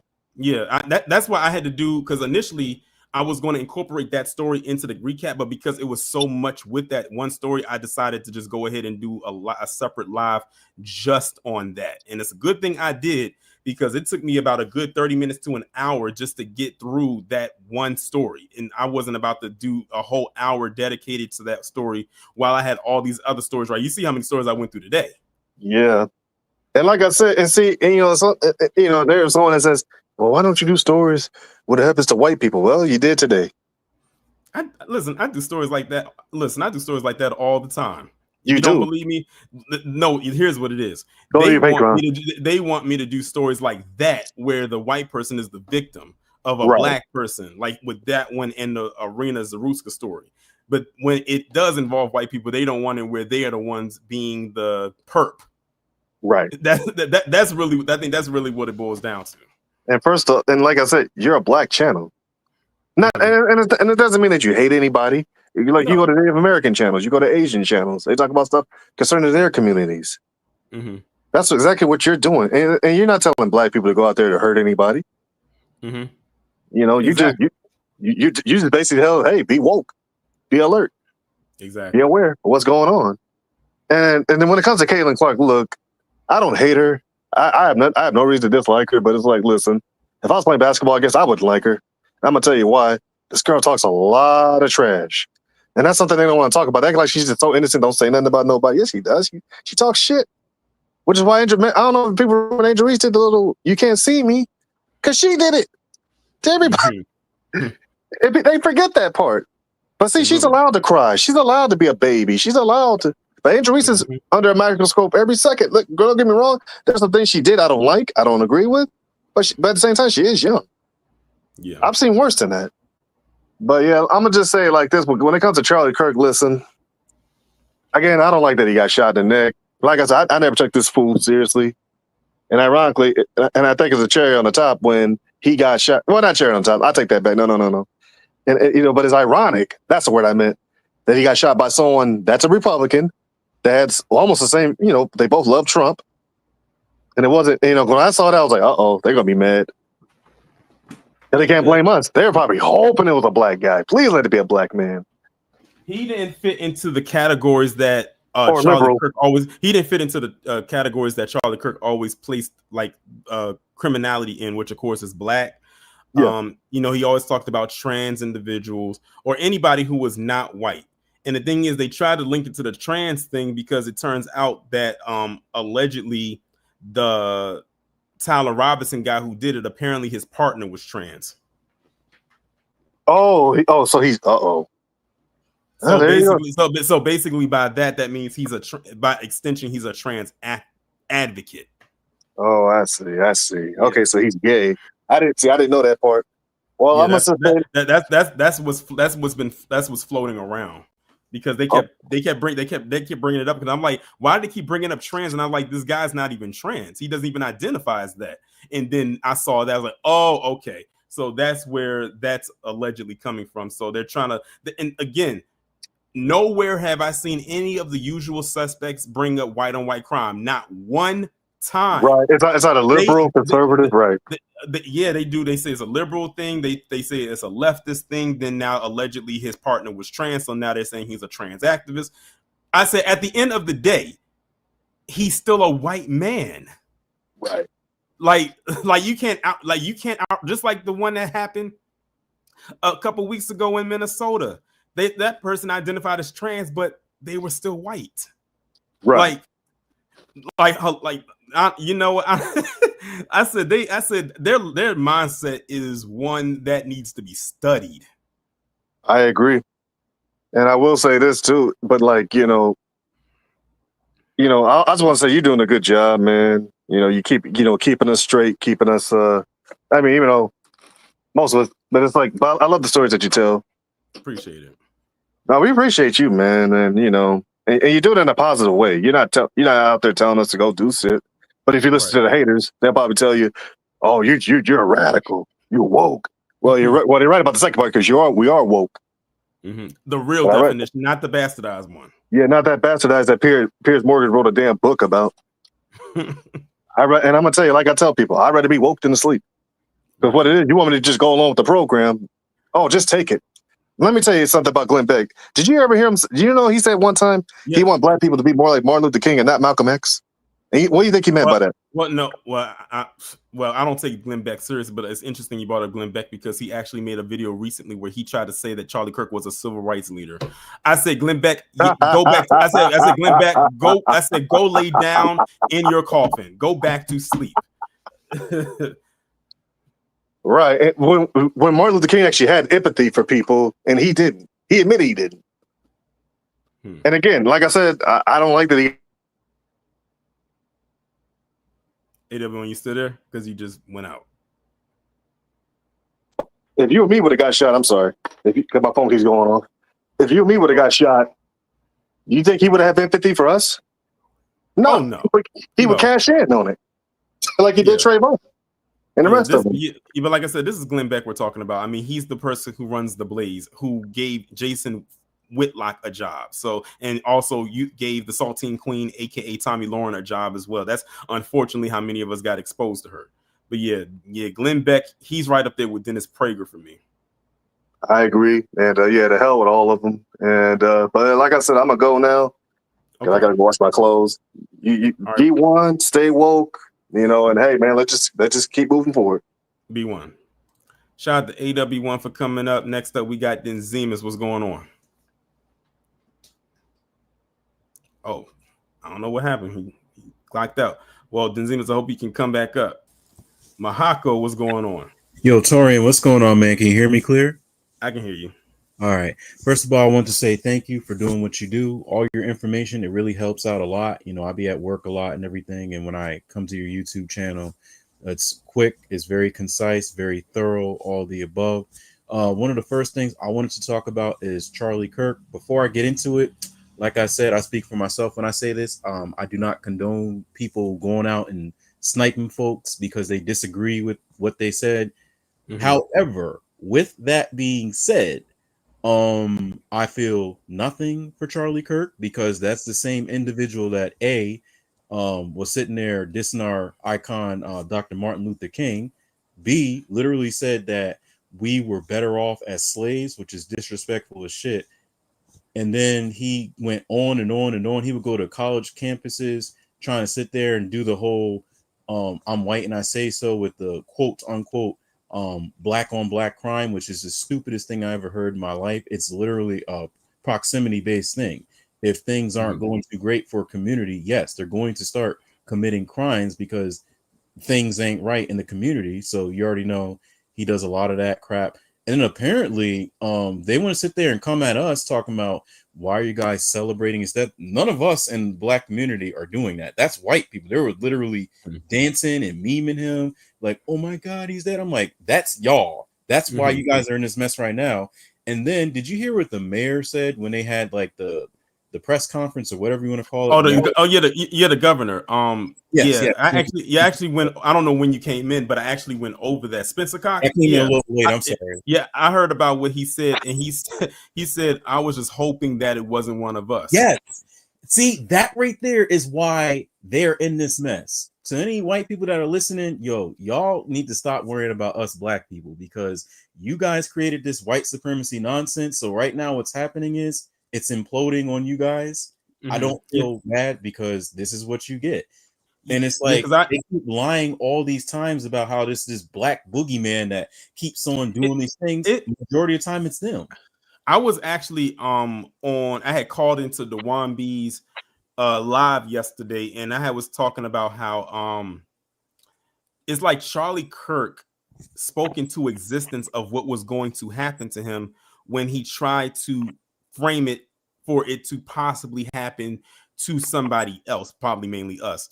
For instance, when he was talking about how, and I'm just paraphrasing, but I'm sure many of y'all in the chat heard it, but in case y'all didn't, a while back when he was on a stage and someone had asked him about the Second Amendment, he was basically saying some people have to get sacrificed so we can keep our Second Amendment. What ended up happening, and what happened to him. The second part was where he was on a panel on his show because he had his own show. It was him and like 3 other guys. He said in not in verbatim, but something along the lines of that people like that commit a certain type of crime, he would be all for them getting taken out execution style, almost like a firing squad type of thing. What happened with him? Then it was something else I can't remember what it was, but the thing is, everything that he put out there, or not everything, but those 2 things plus one other thing that I can't think of that he put out there literally happened to. Oh, I remember what it was. When it happens to them with the execution, that it should be televised. Oh, what are the odds that him saying all of that happens to him all in one day? Yeah, everybody kept saying that. And then I was like, all right, because when somebody dies or something like that, the algorithm just explodes with just that one particular thing. Because I've never looked his stuff up ever in my life. I just came to your channel, and that's how I stay informed with white supremacists like him. Because I'm like, I don't know how you have the endurance, like one of the callers said earlier, but kudos to you, Torian, because I couldn't do it. I'm like, the stuff he says, especially when you're going over Matt Walsh, I'm like, bro, how do you have the mental endurance to listen to this? It's because like everything that they say, even though it comes out of the mouths of different people, it's the same thing. They just structure it differently. Matt Walsh, Charlie Kirk, Benny Johnson, they all do the same exact thing, but they just reword it. As a matter of fact, there was a meeting, and that was actually the reason I called into the Wambi yesterday, because I had wanted to bring this up just as a quick little laugh. So remember when I think this was at a time when I think Beyonce had just won, or no, she was on her tour, the Cowboy Carter tour. They already had something to say about that because they said, oh, Beyonce's not country and everything like that. It was the episode where it was Megyn Kelly and Charlie Kirk on there, and Charlie Kirk has said something along the lines of that he wasn't a fan of Beyonce. He says, I don't know how people appeal to her music. To him, it's just a bunch of noise, but I guess she has an audience somewhere. Mind you, this was when she was on tour, selling out every night around the world, saying that. So someone made a meme of when he said that, and it cuts off at a certain point, and it inserts the part of the song that she has that was on the King Richard soundtrack called I'm Alive. In the first lyrics of the song, the lyrics go, "It feels so good to be alive. I've got my family by my side." When I heard that part, I'm not even gonna lie, I chuckled a little bit. Damn. Because I was like, I said the person who made this is petty as hell. Yeah, I would not have thought to do that. Yeah. And the last thing I want to say, because I don't want to take up too much of your time, I know no buzzer today, but I'm gonna pretend like it is. So all the black people in here, I'm pretty sure Torian, you were there. I'm not sure how long you were there, but Afro Elite's thing, when I think it was his part 1 or part 2, can't remember. There was like a white guy that came in. I think he was like a Christian, and he was like, "Well, what do you think Jesus would think about what you're saying?" God. So my black folks in here, please do not let them try to play that card to you, because when 2020 happened with the pandemic and all that stuff, George Floyd, they were saying that he died of fentanyl, which is disrespectful as fuck. Ahmaud Arbery, they had all sorts of excuses for that. Breonna Taylor, the list goes on. They always have an excuse. It's always our faults. You can die in your sleep and it's your damn fault. So don't sit there and let play that sympathy card, like how when something happens to one of their folks and they're confirmed white supremacists, we got to sit there and cop and plea and we got to play nice. Get the fuck out of here. Well, with that said, thank you for taking my call. B1. Shout out to Mahako for coming up and to answer his question.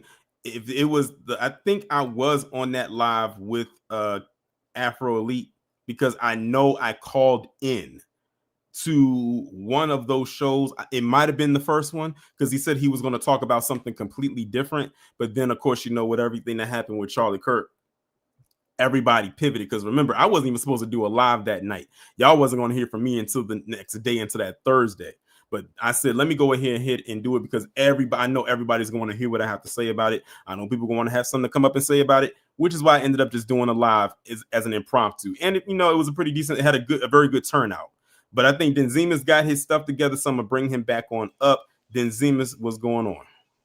Yeah, so I know some of us FBAs, we know how to be petty. So I put something that B1 Black Alpha, what's his name again? Black. He put a meme out. That shit had me cracking up. It was funny as hell. I'll put the link to it. It was like with the Gushers candy in his neck. I was like, oh shit, that's effed up. But some girl said some lovely lady, I'm assuming she was FBS, she said how these people don't know what they want and they just can't leave us alone. Well, what I personally think is I personally think they want us to be back into slavery. I think they want us to be down to the numbers. They see themselves dying out, and they claim that we're 13% of the population, which I just do not believe. I don't believe that at all, but I think they basically want us to be back in the Jim Crow era, where they can be as vile and nasty as they want to with no consequences. And there's not a damn thing that we can do about it. But unfortunately, they see every day that we're not scared of their asses. And if anything, they're making their decline worse by trying to keep messing with us. And I truly do think that as FBAs, the way these damn tethers are and these other people, how they're going crazy against us, I don't think that I think in their minds we were never supposed to survive past slavery. I'm gonna be completely honest. I think we were supposed to be. I feel like we were supposed to be, in their rabbit ass minds, we were supposed to be like gone or genocided, like the Aboriginals in Australia or something.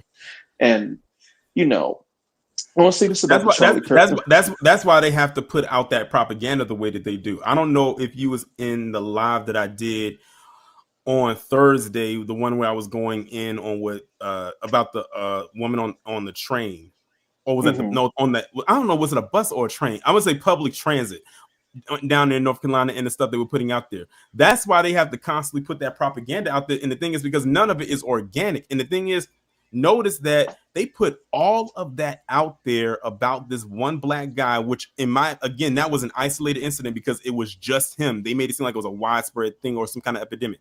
They put all of that out there, tried to make it a blanket statement like this is how all black men or the majority of black men are. And what ended up happening like the next day? Charlie Kirk gets popped by a whole white dude in a majority white state. By the way, I looked up the demographics of Utah. Black people as a whole only make up about 2.3% of the entire state of Utah. The entire state. So if they only make up 2.3% of the entire state of Utah, you can imagine what the black population is in that city where that happened at. Practically non-existent. Probably non-existent. Someone said the majority of the black population is the Utah Jazz. Yeah, I believe that. I would agree with that. But like I said, every time they do that, something pops off. And then to add insult to injury, the neighboring state in Colorado, you had a mass shooting at a high school by a 16-year-old white boy. So it's like you're not getting past it. Every time you put something out there like that, something like this happens on the back end. It starts to come to the forefront. That's why they have to try to push this narrative that they're being oppressed. Like, for instance, I don't know if you saw it. There's this video floating around on Twitter where it's some guys out there. It looks so much like Charlottesville, where they was walking out with their tiki torches out there talking about some something about white men matter or white men's something like that. And people was clowning them because it's like, you do realize the person that took out Charlie Kirk is a white man himself. Like, what are you doing? You do realize that when people were going out there chanting Black Lives Matter is because of them being taken out by dealing with injustices, mainly from white cops and not getting the justice they felt they deserved. But you're out there chanting about white men's lives matter. And the person that did it was a white man and he wasn't even law enforcement. It's like the mindset of these individuals is so, it's like an triangle. It's crazy. They have their history shows that they have a very horrible mob mentality. And I remember in another one of your lives, you've exposed how they don't even do research. They don't even do basic fucking research. Fight back, white men. That's what they said. Thanks, Lewis. That's what they were saying. Fight back, white man, or white man fight back. That's what they were saying. It's like fight back. So you're fighting back against your own. Then I don't know if you saw, it was a video where it was a guy, a person who was driving through. I guess they were having I don't know if it was a vigil or a protest about what happened with Charlie Kirk. Man, they did the mob mentality and jumped this dude, and that dude was white himself. Like, they practically snatched him up out of his car. I think it was in Idaho. Snatched that man out of his car, and then of course you had white women out there. You know how you used to have some white women that be like, stop. No, this is what they were saying. Get him. Like, go watch. If you've never seen the video, go watch it. You should be able to find it. That's another video that's gone viral and has been floating around, and black people looking at that like, I'm sitting back and I'm minding my black ass business. I'm not in the shit. And that's all we need to do, because they're just looking for, and they just keep looking for an excuse just to get at us. And it's like, it's almost like God himself is telling them, y'all need to look within and actually try to change. But unfortunately, they're not a progressive group of people. They've been doing this, which is why I take Tariq Nasheed's stand on this. Like, I really don't even try to explain shit to them anymore, because for what? They're not even going to change. They're going to keep doing the same thing over and over again. Like, they'll never change. And with Charlie Kirk, like I said the other day, this man once again had the ability to. He had the followers, and he was obviously funded by them folks, but he had the power, the followers, the voice to lead people into greatness. But he unfortunately used his voice to spread deviltry, evil, deceit, degeneracy, everything that's literally would be associated with a demon. And yet these people want to have the audacity to come at us and say we're supposed to what did that one fool on Afros? Somebody on Afros Elites Alive said, "Oh, Jesus would forgive," and I'm just like, look, no disrespect to Jesus, but I'll let the Lord judge while we act, okay? Because I'm not about to sit here and keep like, I'm just like, even an animal, dude, even an animal, if you abuse it, wouldn't even want to be around you anymore. So why should we, as intelligent human beings, want to be around that? Mm-hmm. And I'm not even going. Oh my gosh, I'm not even going to get into what Candace Owens says. I'm pretty sure that could be another video in itself. But long story short, but yeah, another thing with the whole mob mentality thing. Another reason why I don't feel sorry for him, I'll never forget when I was in school. I think I was in high school when the Trayvon Martin situation happened. Same with the Mike Brown. I will never forget all the comments online. I didn't see the Trayvoning thing. I've heard about I it. did. But Unfortunately, I saw, because when Trayvon, when that happened, that was in 2012. So I was 22, getting ready to turn 23. I wasn't even a whole year out of college, because it happened in February and I graduated in May of 2011. So yeah, I remember when that happened and people were doing the Trayvon thing where they dressed up like him. They put bullet holes in the thing. They had fake blood, and they had the Skittles in one hand and the iced tea in the other. And it was mainly the usual suspects doing that. And here's the crazy part. Charlie Kirk was 1 year older than Trayvon Martin. Trayvon Martin would have been 30 this year. Like, really put that into perspective. Trayvon Martin, if he was still alive, he would have been 30 this year. Charlie Kirk was 31, and his birthday was next month, so he was getting ready to turn 32. And other people, I remember them. I remembered all of the comments on Tamir Rice and Mike Brown, which really, that was my awakening. The Mike Brown and Tamir Rice situation. Yeah, I will never forget all the people who I assume were Caucasian, or I apologize, white tea, palm colored. That's right. I will never forget all of the comments from what I assume to be palm colored people, just outright making fun, like a whole squadron of demons, about how Tamir Rice was going to be a thug and Mike Brown wasn't ish and all that, and I'm supposed to feel sorry for that. Absolutely the F not. Yeah, I remember it was at that time. It was like a pocket. It was like one thing happened after the other. Like when what happened with Trayvon happened, it's like after that it was a domino thing, because then you had Trayvon Martin. Then at the end of the year you had Jordan Davis. Then you had Mike Jordan Brown. Davis. Was Jordan Davis the one in the car at the gas station? Yeah. Okay. Now that one. Now the reason why no one really talks about that one anymore is because justice actually did get served. It almost didn't, but the family fought to get that thing go back to trial, because initially they was only going to get the person who did that only for shooting at the vehicle. They wasn't going to get him on for taking Jordan Davis's life, but they fought and went back to trial, and they ended up finding him guilty, and he got a life sentence. So that's why people really don't talk about that anymore. But it's like I said, it was a snowball effect, because then you had Mike Brown, you had a lot of people forget John Crawford. That happened also in Cincinnati, the same city that what happened with Tamir Rice, the one who got killed inside of the Walmart. Then a couple months later, that one really made me sick. Then a couple months later, then that's when you had Tamir Rice. Then you had oh my, it's so many. All I know is that from the years of 2012 to about 2020, it was a snowball effect of endless Black people losing their. For me, living in Maryland, even though I don't live in Baltimore, Freddie Gray was that one. My God, for those who didn't live in the state of Maryland, y'all saw it, but to actually be in the state and actually see everything go down in real time. I actually remember seeing on TV that CVS that they kept going crazy about actually burned in real time, like as it was happening. Like I literally straight up trauma P word as it was going.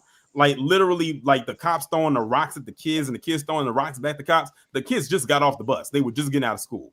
And that whole the Freddie Gray thing, it's crazy that it's been 10 years. It happened in 2015, but it's been crazy. Like I still remember to the day, like living in Maryland and Baltimore being 45 minutes north of me, seeing all of that play out in real time. Like it was on every news network. Like every time you flip the channel, that's all they was talking about.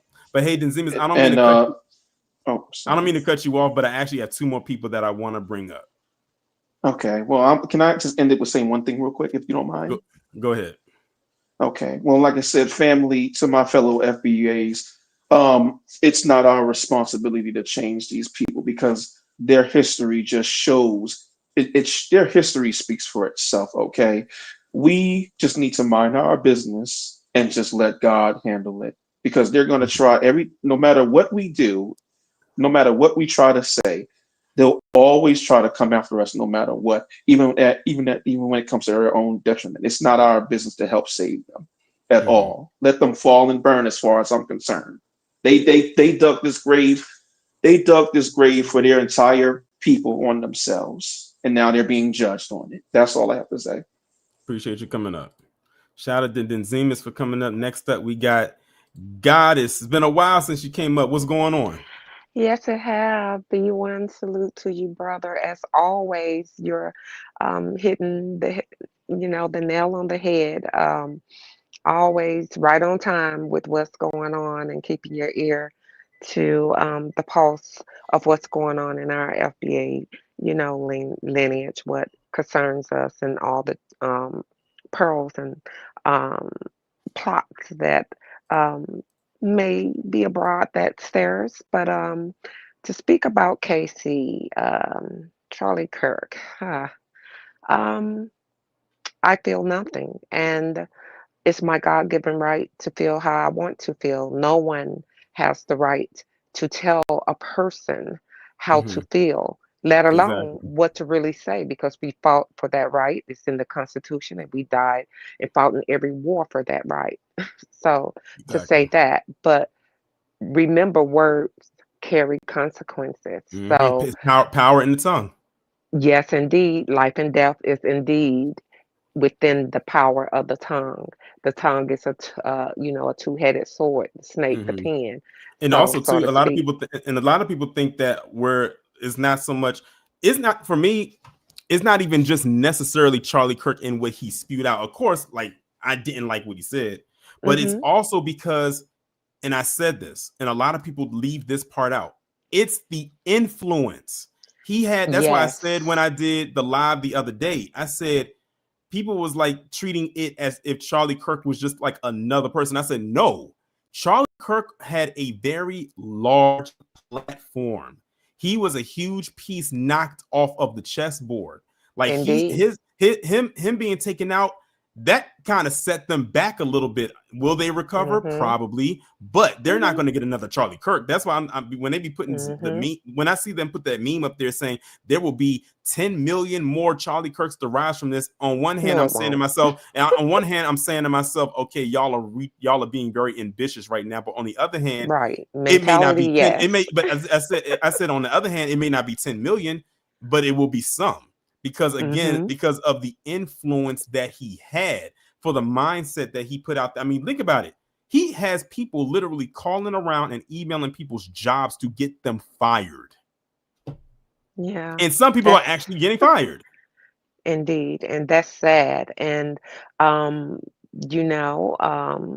that's what they do.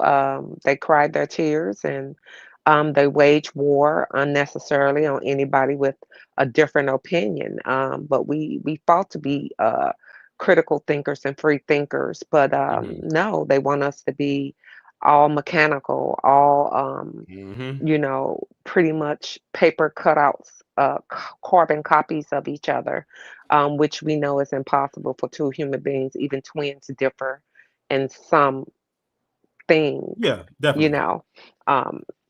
So yeah, as you were stating, it's definitely the influence, the psychological babble, the psychological trauma bonding, the psychological hold and influence that type of harmful and diabolical rhetoric holds. Because look at what they Especially said with about him. Because look what they said. Like, I don't know if you like on Twitter or not, but think about, like, for those who I are on haven't Twitter. been, but yeah. Okay, but like even the stuff that they said on Twitter, like they are like what we were just saying. The fact that they keep putting up memes and putting him next to Dr. King and Malcolm X, like why? Like there's Which no is comparison. That is insidious. ridiculous. Exactly. Yes. That's what I mean when I say he has the influence. But if people can be swayed to not even just make something like that, but for them to actually believe it. That's what I mean when I said that he has influence. Yes, popularity, big Exactly platform and influence. to even make something like that. I even saw someone made up a whole lie today because over in the UK they had some kind of a event where they were protesting. I remember what they were protesting about. And ironically, the protest happened today on the 13th. And you had one of those MAGA folks over there saying, see, it was over 1 million people over in the UK that was protesting about Charlie Kirk. And underneath that post, you had them idiots actually believing that. I'm like, oh my God, this is what I'm talking about. Exactly. They don't.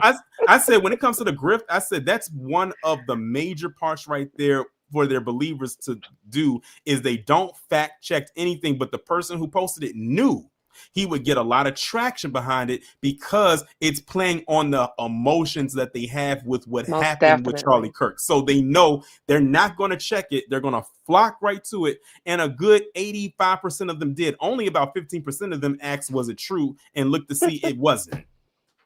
Yeah, and it's that type of blind loyalty and the gullibility of them wanting to believe something more than oxygen themselves because they are emotionally charged. But let them tell us we're emotionally charged on things. But yeah, not as quick as you are because it's the good old boy system. You want to push for it.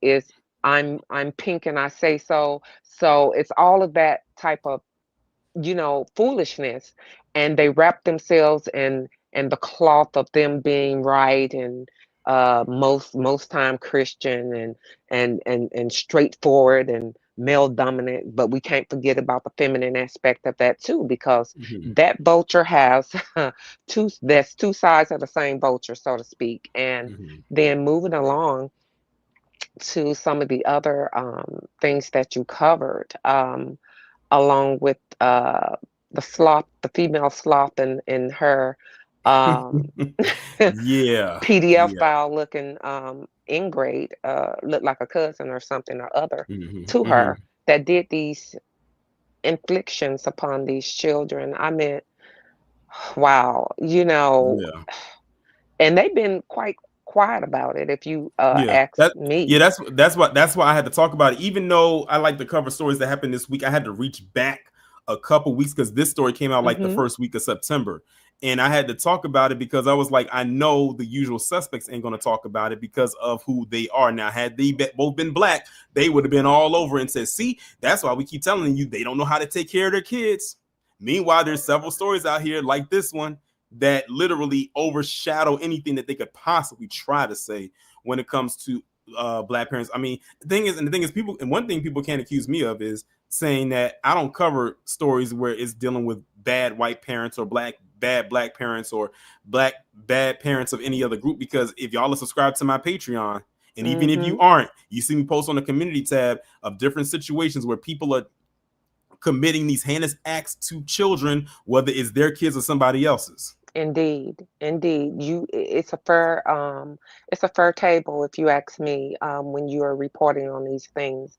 It just so happened that you being of the lineage, if something affects us more, of course, that would be common sense, even survival to report on it. But you open it up and report on just interesting things that happen around and about throughout the country and even globally and certainly locally that would affect us, that we would want to know about. And we certainly appreciate you for doing all your works that you do, Brother Tori, and I always give you your flowers.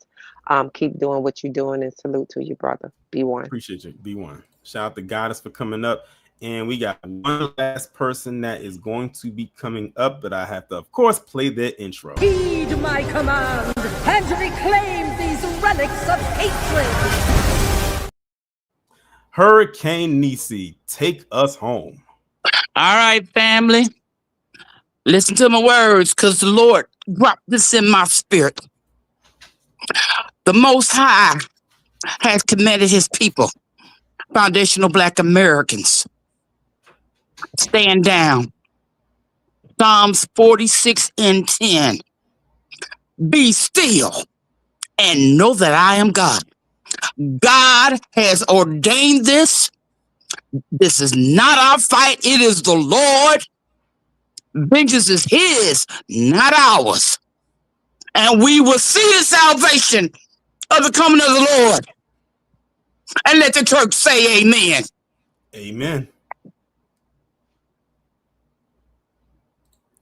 Shout out to Ms. Nisi for taking us out on a great word, might I add.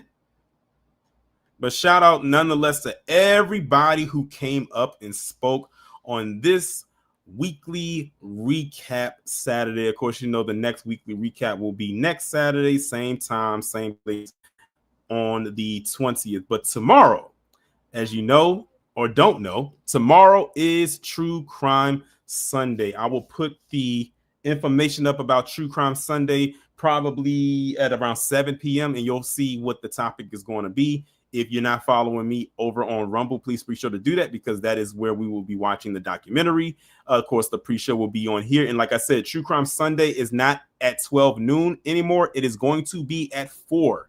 So it's going to basically be little less than 24 hours from now. That is the time that the True Crime Sunday will commence. I figure I do it around that time because maybe more people can come in for the True Crime Sunday. And like I said, last True Crime Sunday that I did is going to be on a topic that y'all are all familiar with, but everyone guessed it wrong. And I love when y'all guess it wrong because then it's like, oh, okay, now I see it.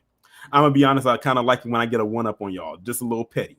But anyway, y'all, shout out to everybody that came through. Shout out to the mods, the members, everybody in the Discord. If you are over on Patreon, I very greatly appreciate y'all for being over there as well. Again, we will be back here tomorrow. I'm going to actually upload a clip from my most recent live stream as its own separate video tomorrow. So for those who was in that live stream on Thursday, you've already seen it. But for those who happen to miss it, it'll be there as well. But if y'all want to rewatch it, go right on ahead. And that'll be at 11 a.m. tomorrow. And I'm going to put that up later on this evening as well. And with that being said, y'all enjoy the rest of your evening. We will be back here tomorrow for True Crime Sunday. Be safe and most importantly, be well.